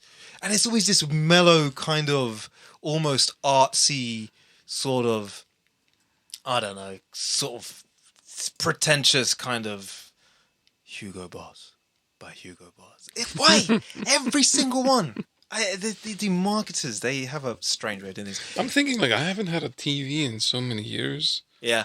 So when I'm saying, like, it's like those ads where it's like, you're worth it. Maybe that's just, like, gone. Like, because, like, I don't have a TV, so I don't have ads. Nah. The ads I get are YouTube ads, and they know what I like more than I know, so. Oh, man. That's scary, isn't it? That's scary. The algorithm monster is taking over everything. There was a guy from work who was talking to me about how he doesn't want to bank with certain banks because he said he feels as if the only way that they are dealing with him is on the basis of the algorithm. So he said they don't treat me like a customer with my actual needs. He said they have their algorithms and they give me answers when I try to talk to them based upon. He was talking about, like, getting sort of some kind of loan thing for whatever. I won't go into the reasons. Not that I've mentioned his. I have to always be anyway. So he just said, yeah, they have these weird algorithms. These algorithms, talking about Elon Musk as well. These algorithms and the way that society is moving into this. Yeah, like I say, I think that if we are moving into second coming territory, and I never asked you, by the way, what you actually think the second coming really is. Like, what does it actually mean? Like, again, the rocks and the mountains falling, could be a kind of a symbol for something, right? Like, this is an expression to say it's so bad that what's about to come for certain people, people who, in the biblical narrative, sheep and the goats, and people are looking at Jesus, who's supposed to be the savior, so the rocks and the crying for the rocks to fall on them, that's how bad it is. I wonder, though, how far does symbology actually extend to? Does it even extend to the second coming in the sense... We're going back to the second coming thing, I didn't mean to, but I wonder, I didn't ask you, I'm just putting that out there, we can come back to that later, like what you actually think the second coming is. I personally still cling to the view that it means what it says, that he's going to come again. And if it says it in the Gospels, he says, "Men of Galilee," the angels, "why are you looking up?" As if there's some strange... That was the worst that was coming into my mind. Right, yeah, in the book of Acts. Yeah. Why are you looking up as if this is some strange occurrence?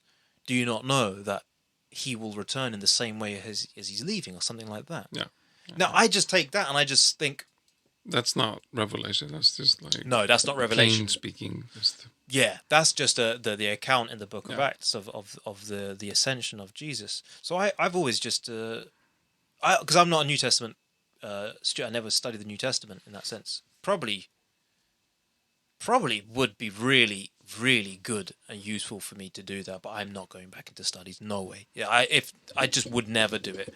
I would rather the rocks and the mountains fall on me before I ever go back and study ever again, anything ever again. Well, yeah, I think you mean like, university studies. You don't mean actually to just read it or listening. Oh, yeah. University studies, yeah. Actual go into a, yeah. No, I'm up for reading and I'm still... Yeah, watching a lecture on it or reading about it or... Yeah, I can do that level of study, but I would never enroll myself into another course. But yeah, I never got around to asking that question. Like, what do you actually think? I mean, briefly, let's just do it now since we've absorbed. I've taken up the time asking this question, all this talk. Sorry, everyone. What do you think the second coming actually is? I think that verse from Acts kind of just is the core of it. Okay, so you're like me in the sense that you think he's actually going to come in the sky. Yeah. That's the only thing that makes sense to me. Like the first coming was very physical, realistic, historical. So why would the second coming be something very different? Especially since the Bible actually says so quite plainly.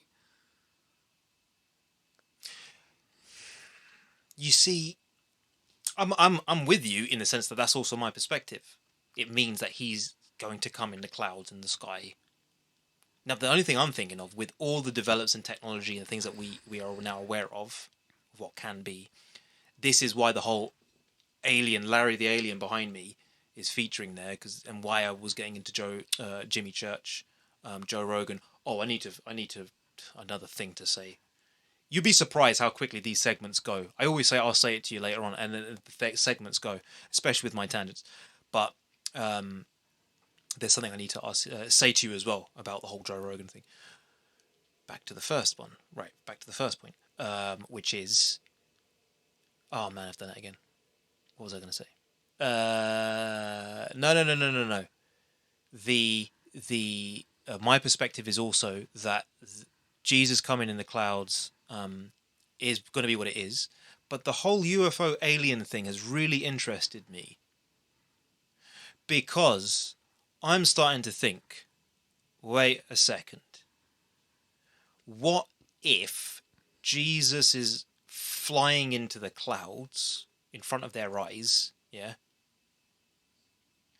From the gospel writer's point of view, where they wouldn't have understood it, no one's going to understand that, right? Even today. Someone starts flying up in the sky. Now, but what is there out there that could explain someone just being zapped up in the sky? Well, Larry the alien represents a whole stream of occurrences where people talk about abductions, aliens, and beam me up sky, all that kind of stuff. Now, it makes me start to wonder, because Pavle kind of mentioned this last time, we kind of went into this a little bit. We started talking about like Jesus really is an alien. He's not from this world. He is an extraterrestrial. He's not of the terrestrial planet Earth. He's from a different plane. He came and joined us and visited us, but in some ways, in that sense, he became one of us because he stopped being the alien being that he was. I'm not saying he's a grey alien or whatever, but what I'm saying is, what if the second coming? They described it in the Gospels of him floating up into the sky, the pillar of cloud following Moses in the desert. There was a pillar that was, I've heard people talk about. This is the thing. When I started this podcast, I had in my head, I was saying, on one side it would be traditional faith-based stuff, but on the other end of the spectrum of the topics that I would want to cover is UFOs and crazy alien stuff. And somewhere in between all of that, you have your crazy hollow earth theory and you have your normal conversations and whatever. But those two ends of the spectrum, it almost feels like they may actually be two ends of a circle. And I've said this many times as well. I think the thing applies in politics as well. Two ends of the spectrum actually are two ends of the circle. So we're not actually talking about a scale. But anyway, aliens, UFOs, religion, and all the rest of it. I think there might be something more deeply connecting these two things than we realise. And what if the second coming, for example, is literally Jesus coming from another alien alien planet. Like he's on another planet somewhere, another world.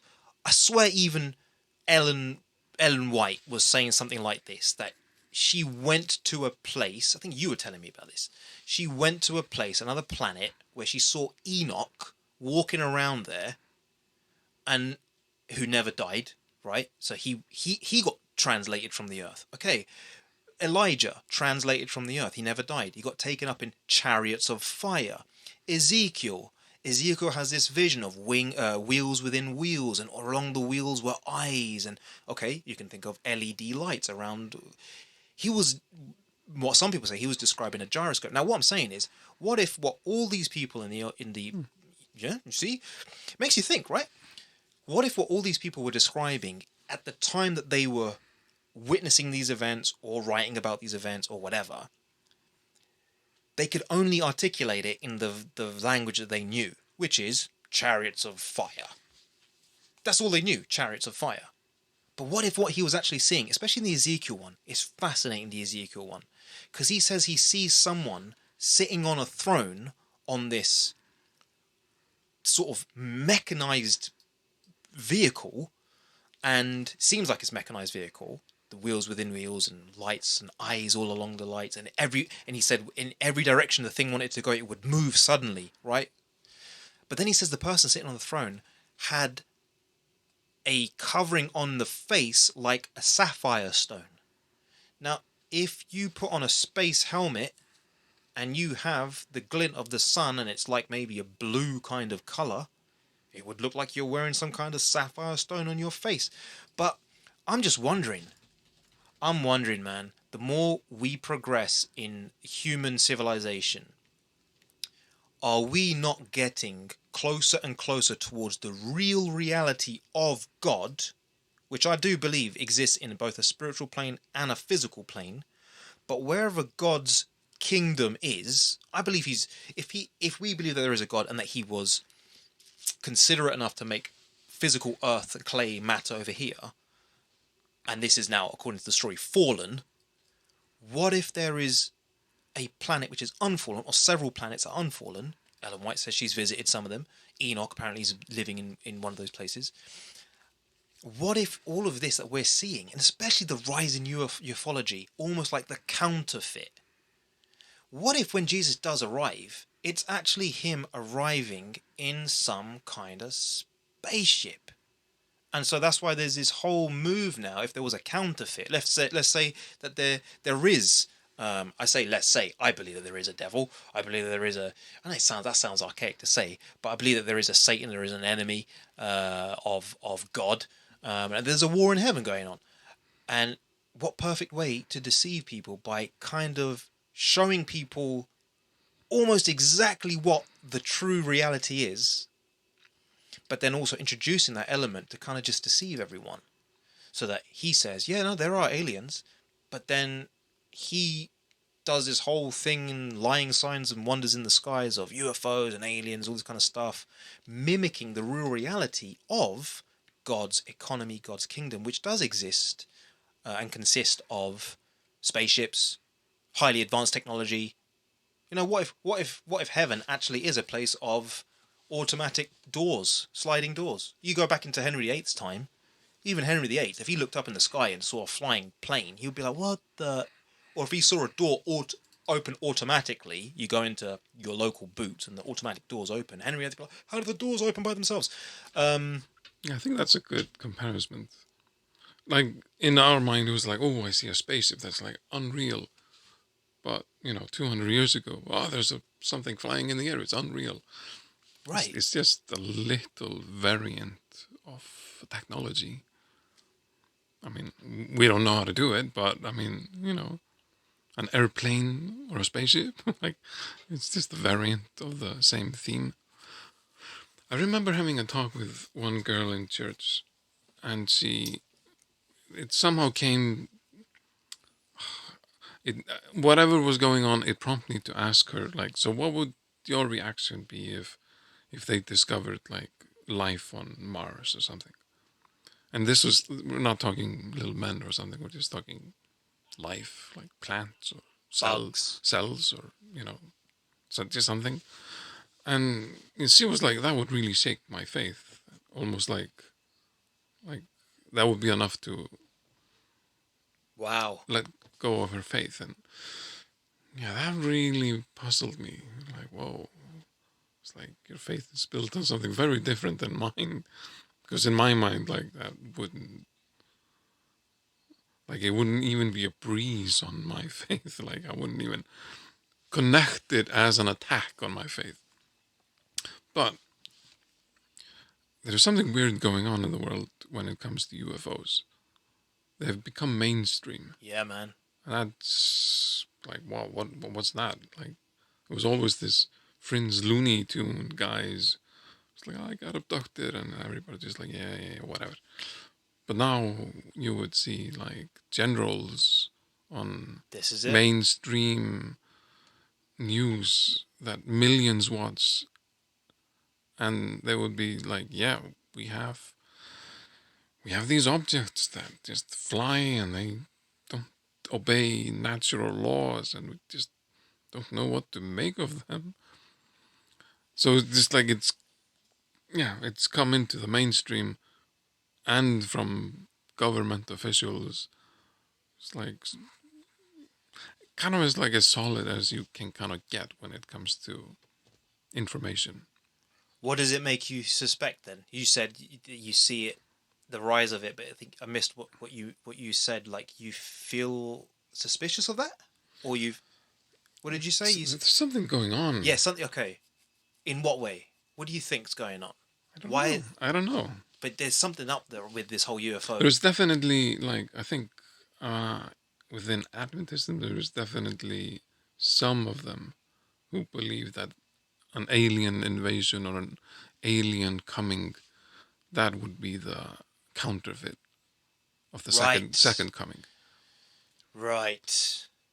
And it doesn't have to be like, oh, I'm Jesus, or it would just be like, no, I'm an alien. I live on this planet far, far away, and we are much more advanced than you guys are, and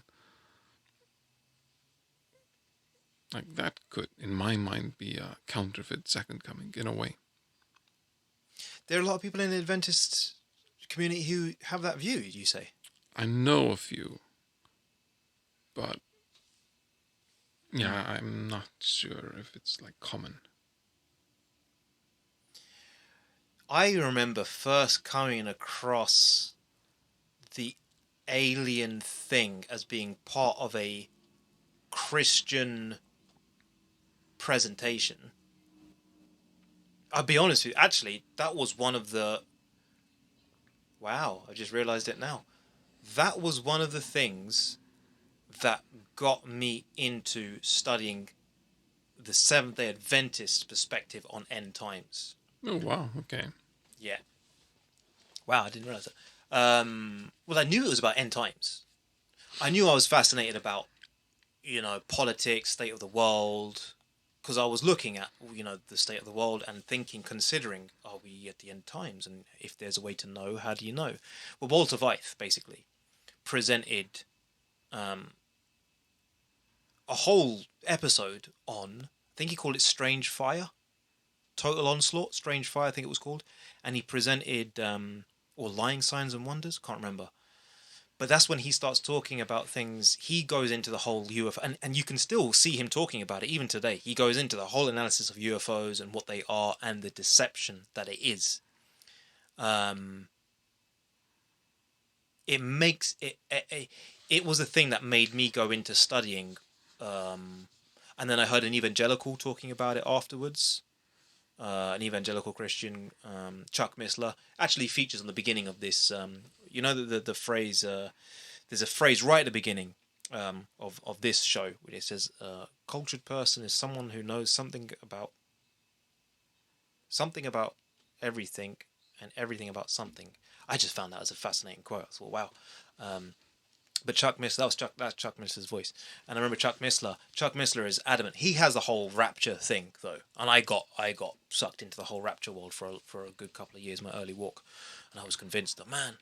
But when I studied the texts personally, again, can you really know what's right? Anyway, Yeah, I'm also of the opinion that there is a deceptive element going on with the alien UFO. And I'll tell you something.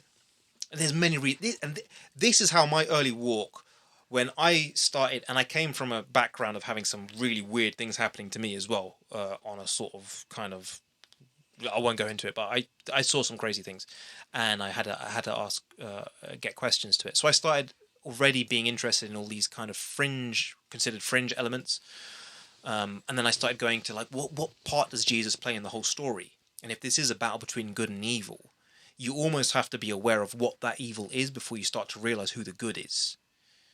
And I came across this guy in all my time listening to Coast to Coast AM, Jimmy Church, and I keep doing that when I'm pointing to the Coast to Coast AM to Larry the Alien over there, and to Jimmy Church, because that essentially is what Jimmy Church kind of represents. He definitely is more the alien kind of thing and UFOs, and but he's really in the research, and he's the same.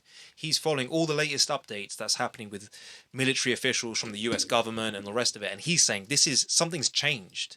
Yeah. We in the alien community have been following this for years, and no one ever listened to us, and they thought we're crazy. Now it's as if there's a controlled release of information, and he's suspicious of it because he's thinking whatever it is, they know it, and they don't want the rest of the world to know it. But they're painting a certain picture here. Now, that comes back to the biblical thing where it says, I think it's in Timothy or Thessalonians, where it says, and because people did not receive the truth, but preferred falsehood and darkness over the love of God, or something like that, so God gave them over to the lie. Or it was like the strong delusion. Yeah, God gave them over to strong delusion. And and that was the one that Chuck Missler used to refer to and say, that's the times that we're living. He was an evangelical Christian. He is, I think he's still alive. He's very in his older years now. But that was the thing that he was talking about, saying that this thing that's going on is a deception. So the alien UFO thing, and it does kind of connect in some way to the Hollow Earth theory while I was going into Hollow Earth, amongst many other topics. When you start, this is what we call the rabbit hole. When you go down the Alice in Wonderland kind of thing, you go down this, you start to realize that these people, Coast to Coast AM, Jimmy Church, Joe Rogan's starting to get into this stuff as well, by the way. I don't know if you've picked up on that, but Joe Rogan's really starting to try and get into the whole UFO thing. It's clear he doesn't know as much as Jimmy Church. Jimmy Church is really the expert. I feel a bit bad for Jimmy because Jimmy really should be the one getting these top guests, and he does. But it's like Joe is kind of taking over and that thing. But it's not even, no, I guess he's not taking over, but he's just showing an interest. The Hollow Earth thing, again, goes back to the like crazy Nazi stuff. Hitler apparently was an occultist, started communicating. So at that time, there were like seances and talking to the dead and spirit mediums. Apparently within the inner circles of the SS and the real kind of die-hard core of the Nazi party, they were getting involved in seances, talking to spirit mediums or whatever, and they were putting them in contact with these advanced beings who apparently lived in Antarctica. So then you have this whole thing about why Hitler wanted to put such an emphasis of going down to Antarctica. Not people don't really realize this, but there was a whole cover-up operation. And then there's this whole thing about, according to that theory, there are beings living under the earth. And that apparently those are the beings that Hitler was in communication with and his group were in communication with. But then you start wondering what the book of Revelation tells you when it says, and I saw locusts coming up from under the earth, and they spread across the whole world, and the beast of the bottomless pit. Again, I'm doing the links. I'm sure some New Testament scholar would come along and say to me, but no, look, that in the original context, it means this. I'd love to hear it. But when I see that bit in Revelation, things coming up from under the earth, and they look like locusts. Okay, the first thing I always used to think is, what does a locust look like? A locust has two huge black eyes. When you look at what the alien thing looks like, they have usually these 2 huge black eyes. I don't know. I think something's going on. I honestly think that there's some... Oh, man, we're heading right into another break. Oh. We're not there yet, but... Yeah, I think... wow, again, another weird one. Yeah, when you were talking about deception, I was like, here's my segue to my favorite topic. Let's do that. Yeah. Okay. As we go into we're going to go into the. It's not playing yet. When the break comes, we'll go into that. But before we get there, just to salvage this, let me throw it back to you, and we'll go into that because I know where you're going to go with that. Really? Yeah. When you talk about deception, of course. Really? Okay. I may be wrong. We'll find out after we'll the break. find out. Let me just say one thing though before we do. I think it was you who introduced me to Joe Rogan. Oh, really? Okay. I think it was. Well, he's known all over the world, so you would have found him. Or he would have found you. I think I had found him prior to you mentioning it, though, to be fair. But then when you mentioned it, at first, I wasn't really a fan of Joe Rogan. Then when you mentioned it, and you kept mentioning it, and you kept mentioning this kind of thing, and you said, oh, have you seen Joe Rogan? And you kept saying, like, you should check it out. And then I started getting into Joe Rogan, and then I started to see a slightly different perspective of the Joe Rogan that I first thought of. But yeah, that's just another one, man. That's just, I have you to blame. Well, when we were talking about these podcasts and all these kind of things, I was feeling like, the Christian perspective on politics and science and what's going on in the world, I felt like it's missing. We do have like Walter Fythe doing stuff, but that's different. That's just him. Yeah. But what you had was, in my mind, was like what Joe Rogan has. This thing like, I just want to know what people are thinking. Like, I just want to talk to you and like, what do you make of this? And you might, not without input, not without thought, but just curiosity. Like I say, everybody, you have Halldór to blame for TAJ Talks. Music's playing. We're getting ready. I've got to say music plays for Halldór because he's a headphone rebel. Just fine. Rebels are allowed. In TAJ Talks, I think we're all a little bit rebellious in some ways. Finding out the truth one step at a time. What a mind maze. But as Halldór says, we'll go into some more of that deception after the break. Join us again, 2 minutes time for more TAJ Talks.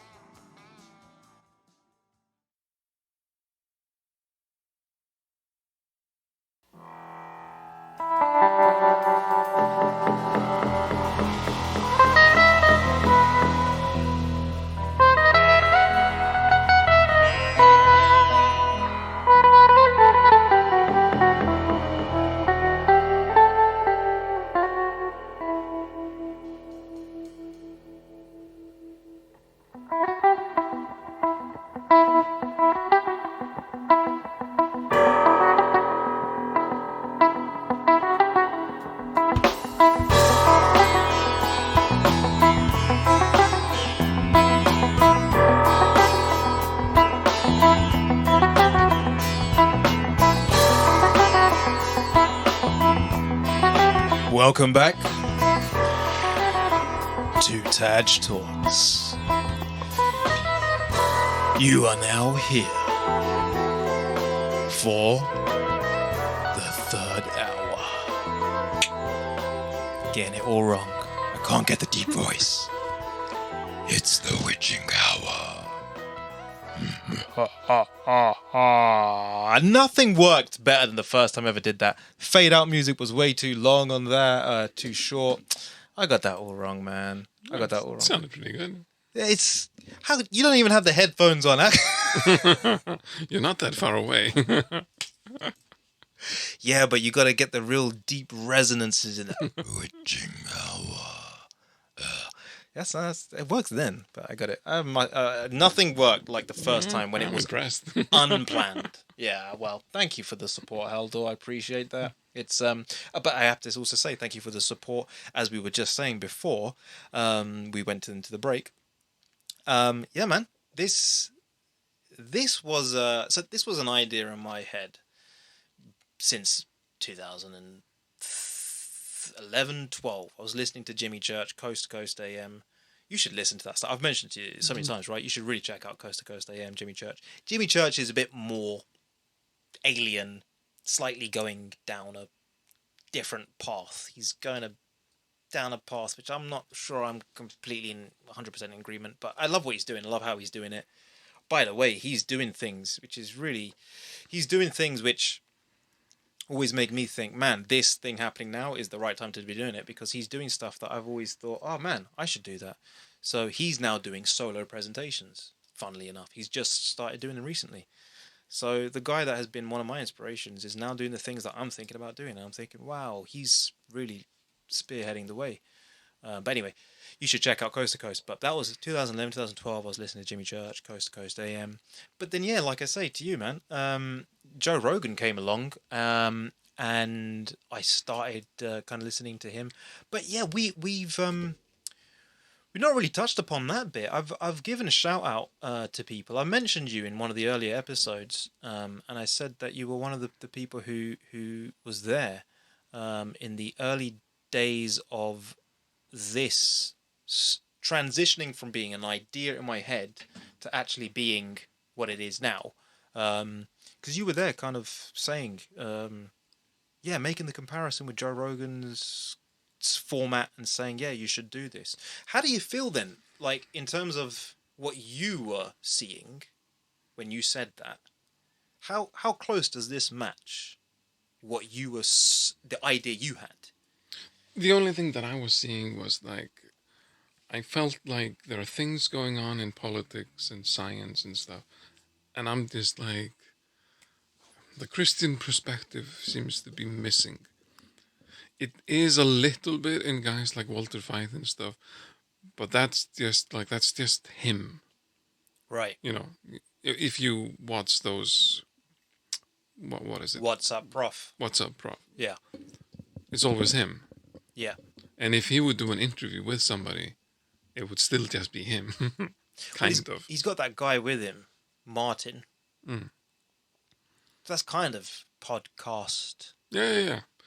But I was more hoping for a Joe Rogan kind of approach. You know, like somebody who can just talk to different people to get the different people. Yeah. Because it's always him and Martin.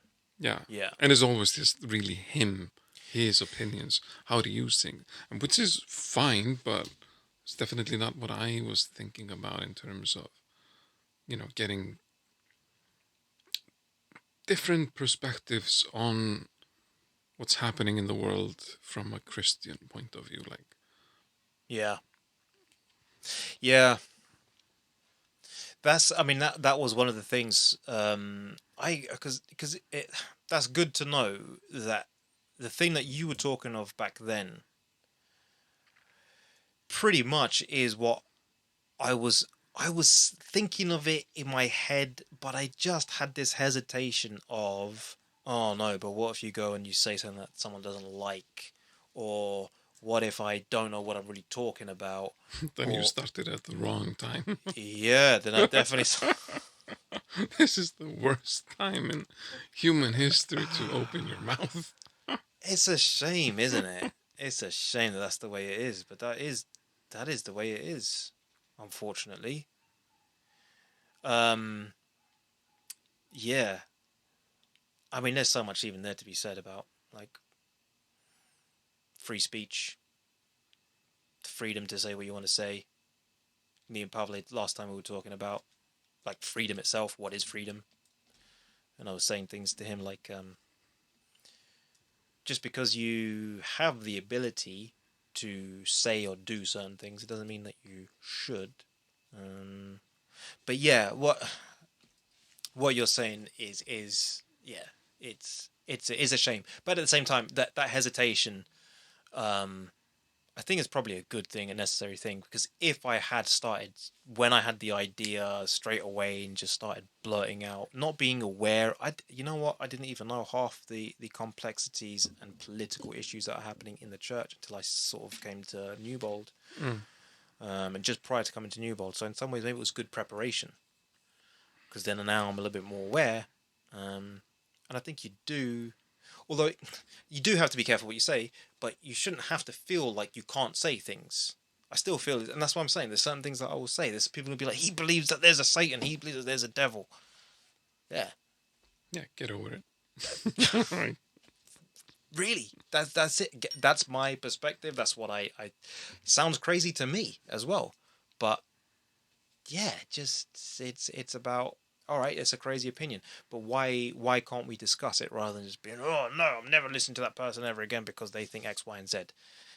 Yeah, it's like when I started blogging, it was mostly because somehow I got into reading what people were talking about, and I just noticed like there is not a Christian perspective here. That's very weird.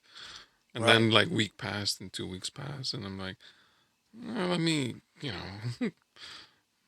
comment on this thing. And before I knew it, it was just like, and people were like I didn't know people like you existed.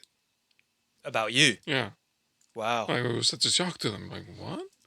Somebody doesn't believe in evolution? Huh? And I'm like, it's a silly idea. Were they being sarcastic when they were saying that? No. I don't think so. They saw no hint of that. No. They genuinely had not come across other people in their circle or in society. Wow, so it's not even in their own circles. They're just talking about they've never heard a person who questioned the evolutionary theory. Yeah.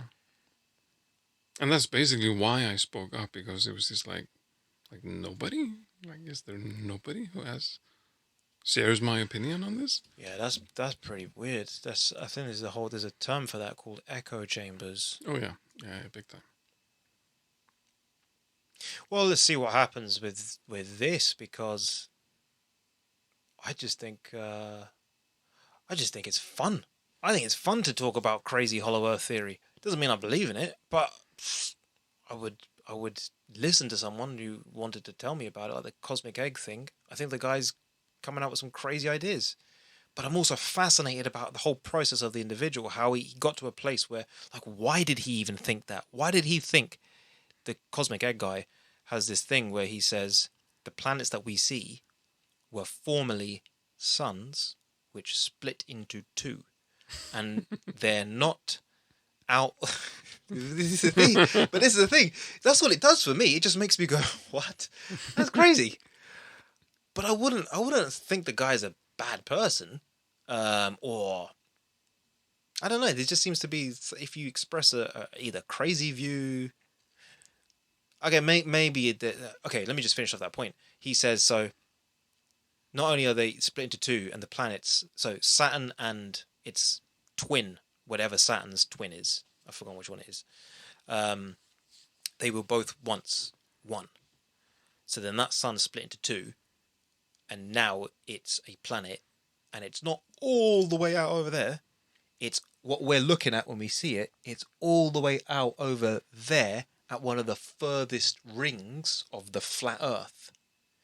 But when you get to the edge, you come to an edge of huge mountains. That's what he says. And that's what he says, that Antarctica for us is that edge of the circle. Anyway, I don't know why I keep mentioning these, and it's only with you. For some reason, I keep going back to Hollow Earth theory and cosmic egg. But the fact that I know it sounds ridiculous, but what is the harm in hearing and maybe entertaining the idea? Yeah, what was it? Socrates or somebody who said? I was just thinking. Was that Aristotle? Apparently, it was Aristotle, but apparently it wasn't really him.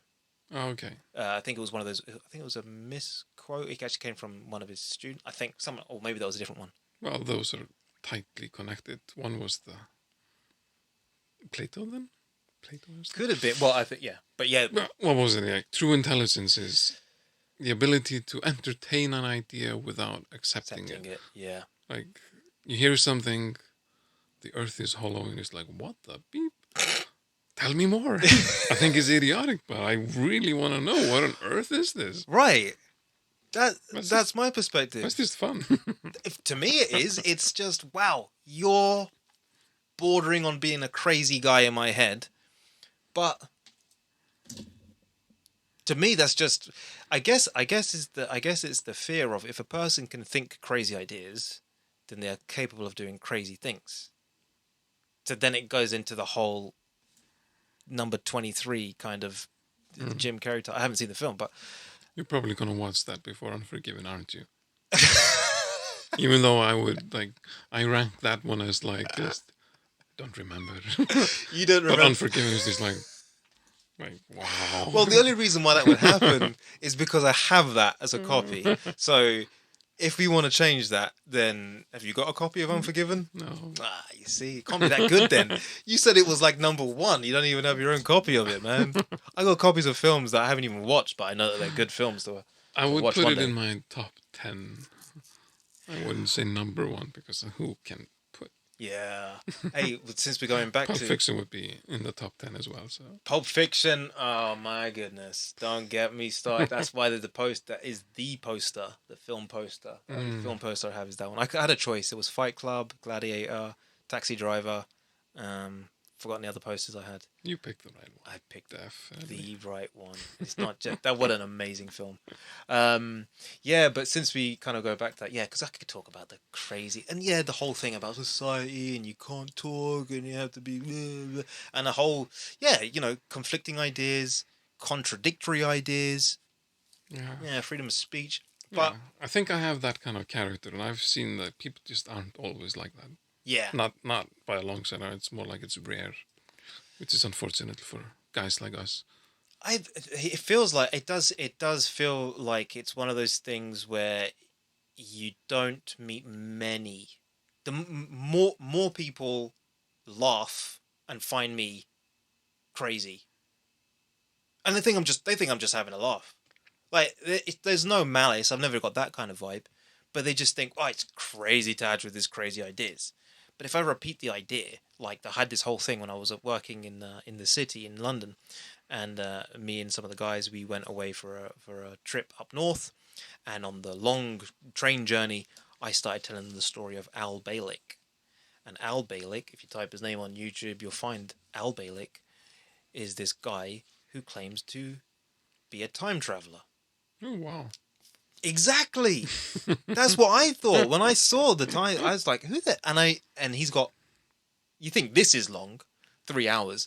Al Bielek's got a 5-hour talking interview. He's just talking about the guy is asking him questions, and the whole time it's just Al Bielek answering the questions and just going off into huge monologues about the Montauk project and underground tunnels, funnily enough, and high-speed technology, which again Elon Musk is doing. The weird thing is that he's saying things back then in the 80s. They made a film out of it as well, by the way. Okay. Called the Philadelphia Experiment. Have you heard of that? It sounds so familiar. The Philadelphia Experiment is basically what Al Bielek said he was part of, and then they made a film in it, and they made 2 films, one in the 80s, I think early 80s, and I think one in the early 90s. And it was this whole thing about back in the days of Nikola Tesla and Einstein and World War II, they were doing the US Navy were doing tests on masking technology, how to hide a ship. which, funnily enough, today they have got close to doing that kind of thing. But back in those days, and this is not the Al Bielek conspiracy theory story. This is out there as it's verifiable to a certain extent that they were doing certain experiments. But the story that got turned into a film, which then Al Bielek also was speaking about, was that, and I don't know which one came first, whether Al Bielek came first or the films came first, whichever one. Anyway, in the process of putting these huge electromagnetic kind of type devices around the ship, yeah. So there was Tesla's technology, Nikola Tesla and Einstein, and they were both working together on something, and Einstein kind of dropped out of it for some reason. Just Google Philadelphia experiment, and you'll see all the kind of things to the people watching this, to you guys. It's a fascinating thing. But in the end, what happened is the technology was so unprecedented, they didn't really know what was going to happen. But apparently, they started up the project, the experiment, and they were waiting. They were all looking at this one US carrier called the USS Philadelphia, I think it was called. I think that's what it was called. Or was it? Anyway. No, I don't think it was called the USS Philadelphia. It might have been. I've forgotten why it's called the Philadelphia Project. Anyway, it was the code name. The ship disappeared. Now, Al Bielek says he was on that ship when it happened. And he says that this grey mist started to surround the whole of the ship. And he said, and then the people on the ship, who all knew they were part of the experiment, but they were all part of this cloaking experiment, as far as they knew, he said everyone started to lose their minds. Now, he was with his brother on the ship as well. And you see, this is one of the things that I would do as a solo talk, but I'm just doing a little thing here. They started looking over the edge of the ship, and all they could see was just black, like a void. No water. There was water before. So now they're seeing, so it's a ship in a black void, and around the black void is a grey mist. And everyone on the ship is going nuts. He says him and his brother decided something weird's going on, and they started to see people starting to melt in with the ship's hull, like kind of merge into the ship's hull. Okay. So they're like, we better get out of here. They jump off the edge of the ship, and as they fall into this black void, they say that they came crash landing onto the desert floor. And the next thing they're seeing, and this was back in the 1950s, by the way, Al Bielek and the experiment, they saw helicopters coming towards them. And helicopters weren't invented until much later. So they didn't really know what it was. The earliest helicopters that they saw were kind of just after World War II, just before the end of World War II. But anyway, helicopters started to come, pick up these two guys, take them to a base, and there's all these scientists there, and then the guy who they're greeted by says, "We've been waiting for you." And the guy starts explaining, he says, it's the year 1980 something. And he said, when we did the experiment, or when the US government did the experiment back then in the 1950s, it's had a ripple effect that certain of us have been preparing for the other end of that. Whereas what we realized, what we actually did do, is we didn't just cloak the ship, we actually moved the ship in space and time. And Al Bielek, because they jumped off the ship, kind of disappeared into this weird void. And when somehow they returned to the ship after the experiment shut down or whatever, and I think, sorry, that was the bit, I think, when you see men's arms, like half in metal and half their faces in metal, and they've just been melted into metal. Right. I started telling that story to the guys when I was heading up, and you can imagine, long trip up north, what a beautiful way to spend the time. Let's talk crazy conspiracy. And the guys, they were just, and there was two passengers sitting kind of near us in that carriage. And I remember by the end of that long, however many hours journey up north that we were doing, the two guys who had been talking amongst themselves increasingly went quiet and quiet and quiet. And then I only realised afterwards they'd been listening to the whole conversation. And at the end, as we were all getting ready to go off, I heard one of the guys just going, "Right, I'm ready for a brandy." But the guys just thought it was one of the things. They just went, it's TAJ and his crazy conspiracy theories again. one of them But did you tell the story like you believed it, or? Yeah, I told the story in the sense of, but I kept saying, I'm not saying I believe in it, but I told the story with the passion that I was telling it just now, in the sense of, isn't this a fascinating story if it were true? Yes, yeah. If it were true. Yeah. But I approached it with the principle of, I'll entertain the thought without accepting it. Yeah.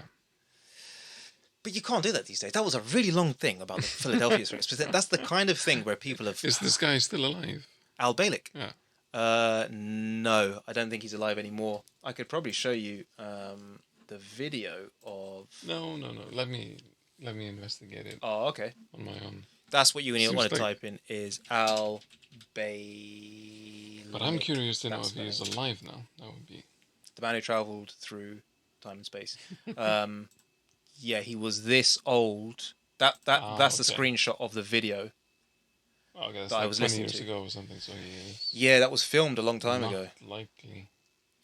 It's a really interesting thing on time travel. There's another guy called John Titor. I think I might have explained John Titor to you before about another time traveling guy.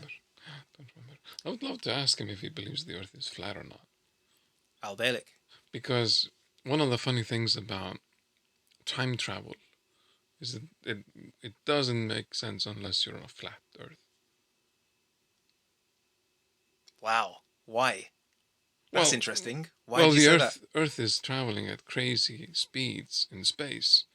So if you're traveling in time, like, it would be enough that you would just travel 10 minutes. Well, then the Earth is like thousands away. Oh, of course. Yeah, no, you're right. This is something that has come up in, you're right. Jimmy Church has had either himself or some guest expressing that same opinion, that same view. Yeah. It would just be curious, but yeah, he's dead, so. That's a really good point as well, because the flat earthers out there are convinced. Oh, we better do this now. Man, I took up the whole segment with my thing, but talking about deception. Oh, so yeah. the flat earthers, I was going to say to you, flat earthers would be convinced that we're all living under deception, and we were talking about deception before. And yeah, you thought that you could guess what my deception was. Yeah. If I'd mentioned the word deception and you said, "Oh, I know a topic about deception that I could talk about," of course. And what is it? The Trinity. Ah. Of course. Okay, fair enough. Go on, summarize it. You got me. Summarize why you think. What does that mean for everyone else who's watching? What does it mean when you say Trinity is a deception? What's your perspective? Is it like, I don't know, too much out of the blue, or I don't know. We're talking about deceptions. Okay, fair enough. Well. Yeah, that's the segue. Yeah, it's a big segue. Well, like, really. How you tried to bring in the Trinity deception before as well, though? How does that? You said that this is a perfect way for me to introduce the deception. Oh, okay, yeah, okay, fair enough. I think yours was more legit, though. To be fair, go on, go for it. Well, yeah, Ellen White, she talks about how the ideas that Kellogg had when he wrote, Harvey Kellogg of the Kellogg's Cornflakes, when he wrote his book, The Living Temple, where he was dabbling with a few things about the personality of God, she said that, like, this is Satan's deception for the last time. Like, this is his trick to deceive the Adventist church. It's not that the living temple is the, like, not his but ideas. Dabbling with the personality of God. His ideas or sentiments that he's wrestling with in that book, that they would be the seed that the devil is going to use for the Adventist church. Like, that is his weapon against it in the last time.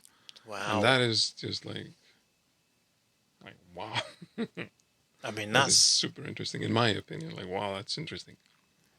Talk about getting negative reviews for your book.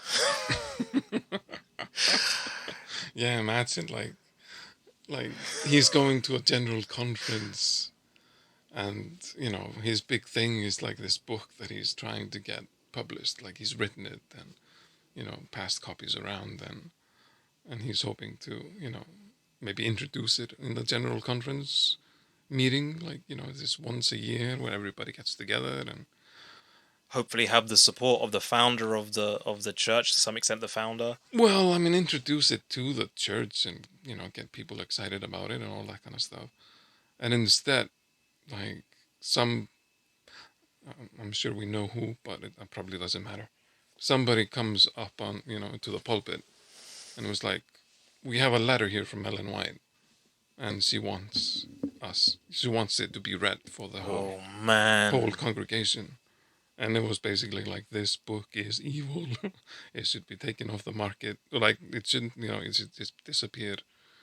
Kellogg's a fascinating... The whole Kellogg thing is a fascinating thing. I thought it was just the evils of introducing sugar into cornflakes.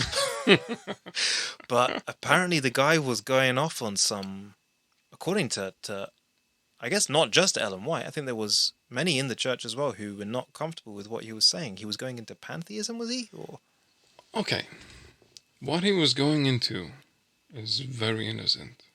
And I definitely can sympathize with him. Okay. He was just going into this thing where it was like, how can I explain...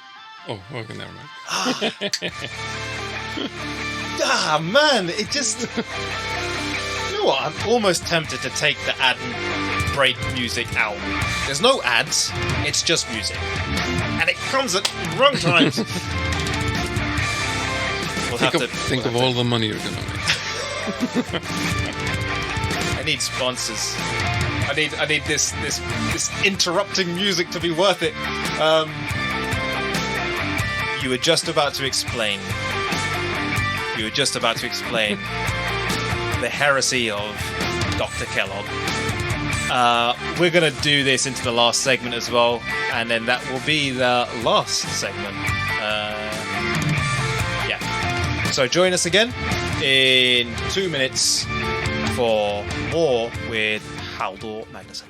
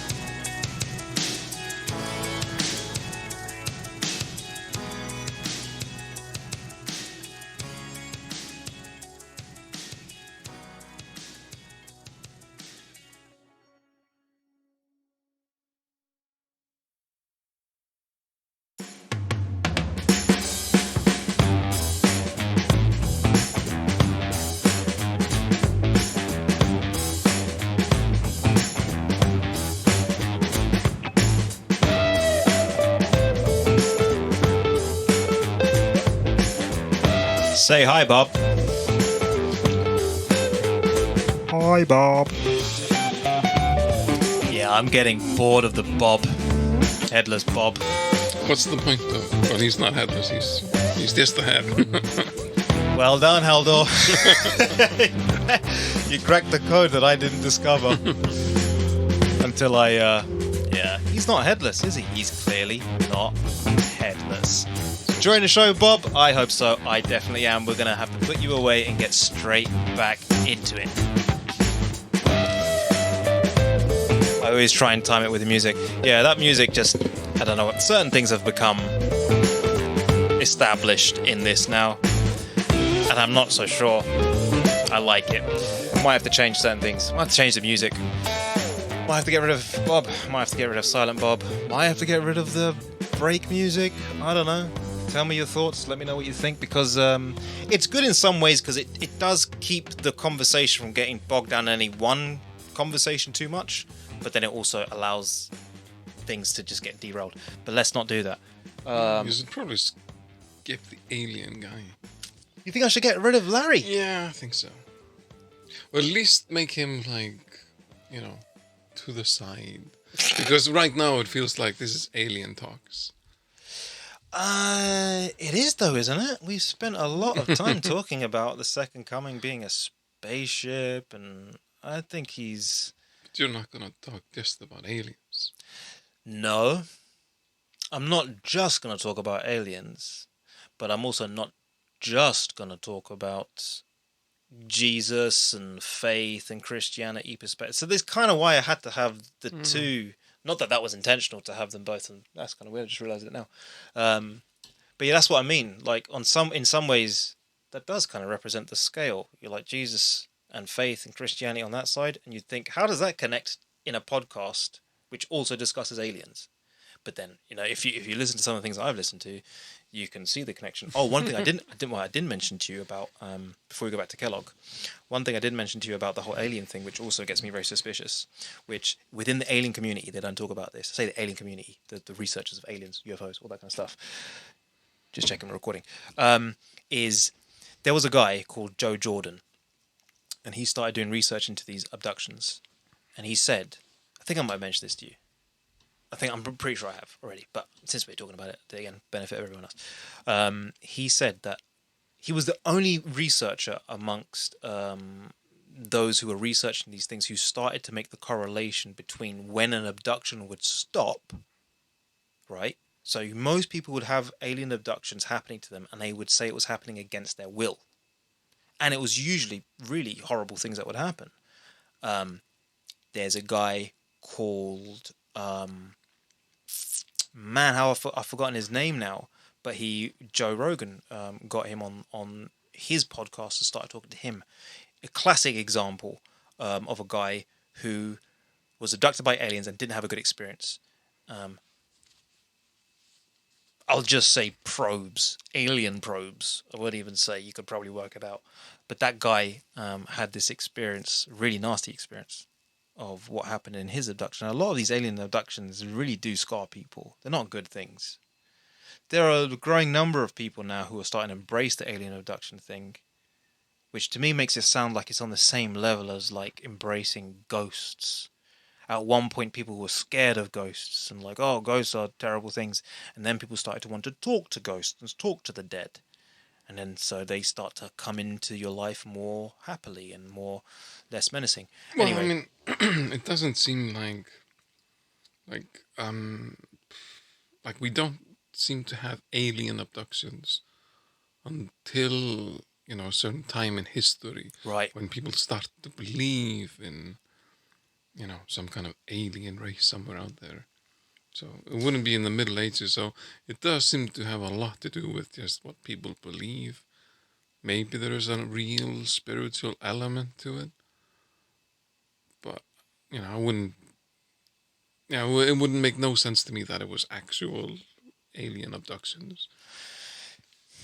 Yeah. Otherwise it would have been, you know, 3,000 years ago, 2,000 years ago. This is what it sounds like to me. It's like it's just the latest iteration of some kind of deception, whereas before it was the ghosts of your dead relatives. And if you do have a theological perspective like the Adventist perspective, which says ghosts, there's no such thing as wandering spirits. When the soul dies, it's dead. Yeah. You lie in the ground, and until you're risen again. Yeah, the dead know nothing. The dead know nothing, so there are no ghosts. The concept couldn't even take place, according to certain theological beliefs out there. But then it seems like once society has accepted technology and there's different forms of explaining these apparitions, well, they don't have to be ghosts anymore. Then that ghosts are not the in thing. Like the new thing now is aliens.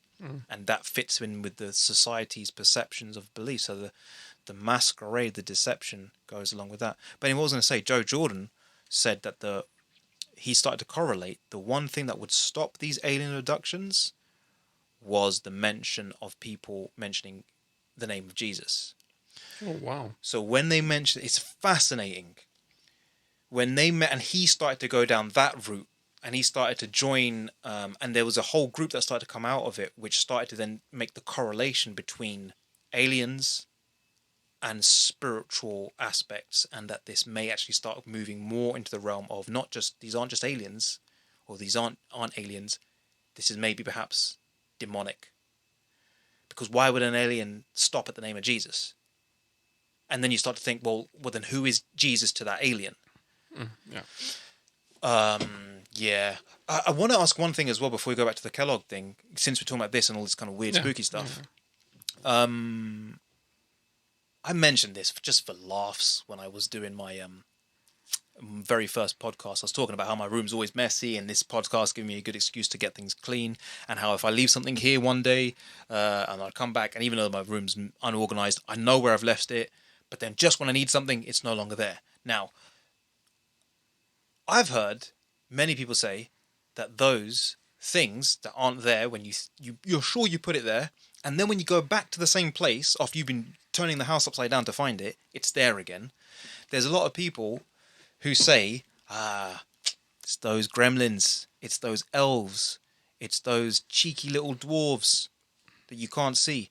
But apparently in Scandinavia, it's not Scandinavia. It's more of a sort of not Scandinavia. In Iceland specifically, this is what I heard. I think it was from Daniel, our mutual friend.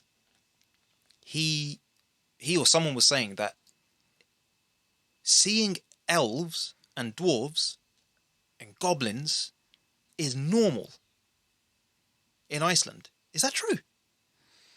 I have never met a person like that. Okay. Mutual friend Daniel, by the way. It explains a lot. Because Daniel he had some... I mean, he might have read it, because I have read those kind of things. But, like... It's not a common experience. Yeah, I can't. I remember, like, an interview with some old lady who was, believed in elves and so claimed she saw them, but I don't know if anybody really took her seriously and those kind of things. So I heard, maybe I'm confusing something that I heard from, maybe it wasn't Dan, maybe Daniel kind of said something similar, but maybe the whole thing, I swear, there was something I heard, it might have been one of those shows, Coast to Coast AM or Jimmy Church, and they were talking about how there was some building roadworks going on, and then they stopped all the roadworks, and then people weren't allowed to travel there anymore, so they blocked it all off. But then when someone had got past it, for some reason, they came to a spot, and they were like, he said, I saw all these little small elves and dwarves, and I thought, man, what's going on? There was a guy... Alright, we're going too far away from... There are cases where roads would go around some places, like rocks or something, and it was like because of elves and stuff. But right, it was like a myth, an urban legend to explain why the road did a weird turn. No. Like, in modern times, you're doing a road. Yeah. And somebody, would claim that elves live in this area. And then they would take around the rock. There are examples of something like this, but... Yeah. I wish I had more time. No, it's not common. Okay. Yeah. I was thinking this even when I was doing the thing with Pavle, and I'm thinking it now. I wish I had some more time. I've had 3 hours. Anyway, let's go back to Kellogg, because you were just about to explain. So there was some things that Kellogg was writing about, and you just said, let me just explain it. Go on. Okay, yeah.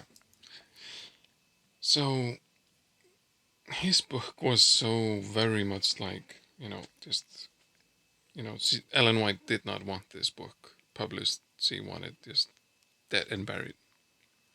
And Kellogg, when he's trying to explain, like he was like trying to explain what he was on about, it was just like he couldn't see how the seed of a plant goes into the ground and dies and becomes a new plant. He couldn't see how that could happen without God energizing it.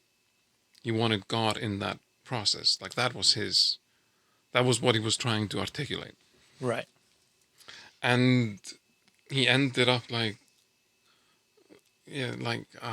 that letter that she wrote to that conference, and Kellogg just stood up like, yeah, okay, the prophet has spoken, and I will, do as she wishes. But then a few days later, he was already like, I can't just make modifications, right? Like, I don't have to throw away my book.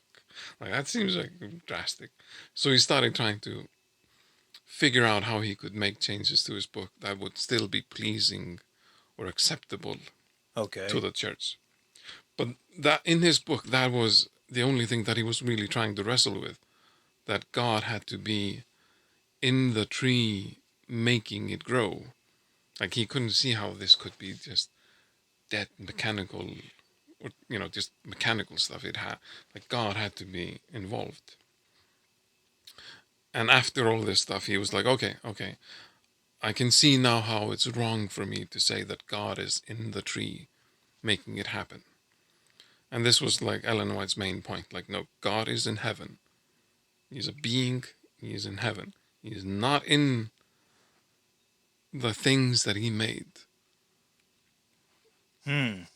So that was really the crux of it. But then, okay. And I think you can see how that's like, that doesn't sound so serious. No, it doesn't. I was going to say, I think I even kind of agree with what he's saying. Yeah, I think a lot of people would be very sympathetic. Like, anyway, so Kellogg's modification to this, and remember, like, this is in Ellen White's mind, this is the seed. This is the weapon that devil is going to use. So Kellogg's like, okay, what can I do about this? And you can read these letters where he's exchanging with leaders of the church and theologians of the church and Ellen White, trying to wrestle with this. Yeah. So his attempt would be like, okay, I can now see that God the Father is in heaven on the throne. Here we go. Jesus in the holy sanctuary, Holy of Holies. But the Holy Spirit, he is the one who is on earth making stuff happen, or he would be the one doing stuff on earth. Right. So that was his attempt at this.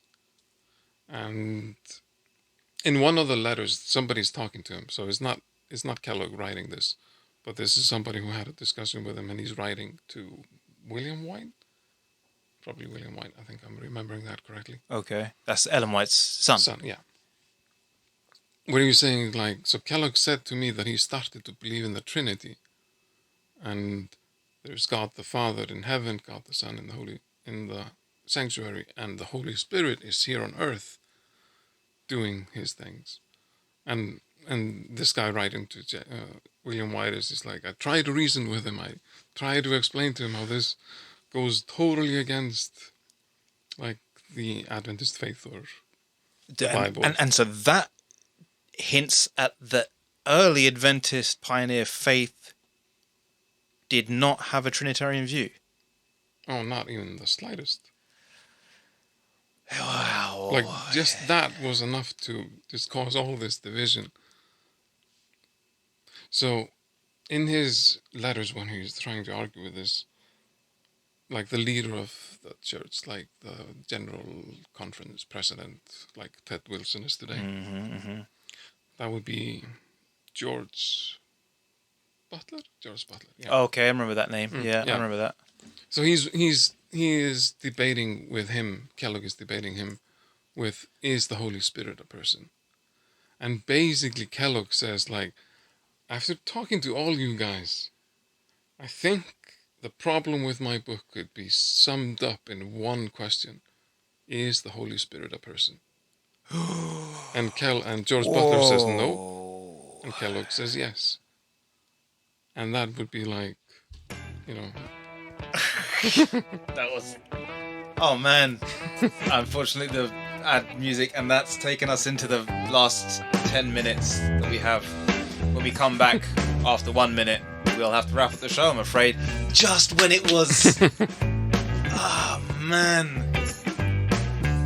All right, man. Man, it's been. Oh man, this has been good. I wasn't fully present. As I say, I was worrying about some things, family stuff. But man, you've sparked my mind again. Thank you for this. Hope everyone's enjoyed this. We'll be back in 1 minute after the break. Just gonna finish off with just round up. Fortunately, there's never enough time in that last segment to carry on. I wish I could. So, join us again 1 minute for closing section of TAJ Talks. Say it now. Thank you to Halldór for being here. We'll do that when we come back as well. Okay, see you in a minute.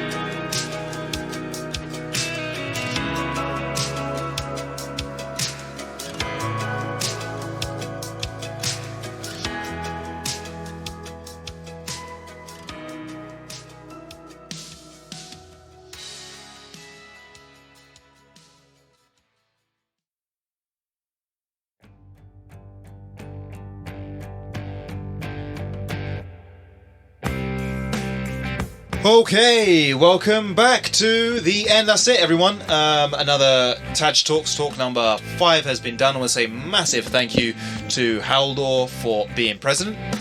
Thank you very much, Halldór. Okay, thank you for having me. Nah, it's been really good to have you. Now, just before you go, though, how... Oh, wow. And it's... I've got to get the music right with this. Yeah. How did you find it? How did you find... I was gonna say, man, my brain has just been... I've been getting sleep. I woke up today in a really, really weird mood today. I'll just say this before we close. I woke up in a really funny mood, like something wasn't right. I felt it. I felt something, and my mind has been off focus since the beginning. I just had a really weird feeling in my stomach. And then, as I say, I had a call from family today, and it just kind of confirmed some things, and I just thought, oh man. So it's really thrown me off, but it's really had an effect. So just keep me in your thoughts, everyone, because it's not the best of times, but it's causing me to forget things so much more. I know I do it a lot of the time anyway. But what I was going to ask you was, I was going to say, how did it go in the end? Because there was a specific thing I was going to ask you. How did it go in the sense of... Was this the... And I've already done the Joe Rogan thing. Oh, I can't... Halldór, I'm so sorry. I'm so sorry, everybody. I've completely scatterbrained. But anyway, thank you for being here, man. Hopefully it went the way that you had in your head, your mind, or... oh, that was the... Got it. How did it go in the sense of awareness of things and setup and camera? Did you get to the point where you kind of forgot that it was here? I tried to focus on just us having a conversation. Just tried to, that's it. Did it work? Yeah, I think so. Yeah. It kind of, you stop seeing it after a while, right? Yeah. I think yeah, I mean, for me, especially with all the stuff that I had going on beforehand, yeah, apart from that first two segments, for me it was like our conversations that we would have. Yeah. I think so. Went to Bielek, man. Yeah. Where did that come from? Like, Google. I need to Google that guy when I get back home. Like, you got to be kidding me. Yeah, man. I had no idea that person like that existed. Well, listen, check out Al Bielek. I'll check out the Man on George Street. The Man on George Street. And Unforgiven. And Unforgiven, which you mentioned last time. And next time you come back in, which I hope you will do, will you be back to join us again for TAJ Talks? Love to. Man, that would be great. Okay, so we have Halldór will return, which is great. And that's it. And basically the last thing to say, I forgot to say it when I was doing the opening segment about the heat waves. But I'll just tell you one thing. Why I love this time of the year with the heat waves is because you hear the eagles or the hawks or whatever it is screaming in the sky like you're in some sort of Western film. We're talking about Western films early. You ever heard that? The eagles screaming? Oh man, it's amazing. I love that sound. That was one of the things that I say that I didn't get a chance to say at the beginning. So many other things. I know that sounds completely random to you. Oh, and I was going to do the whole cost of living crisis as well. I'll save this for next time. But I got like receipts here. Where did I put my receipts? I got receipts from my shop.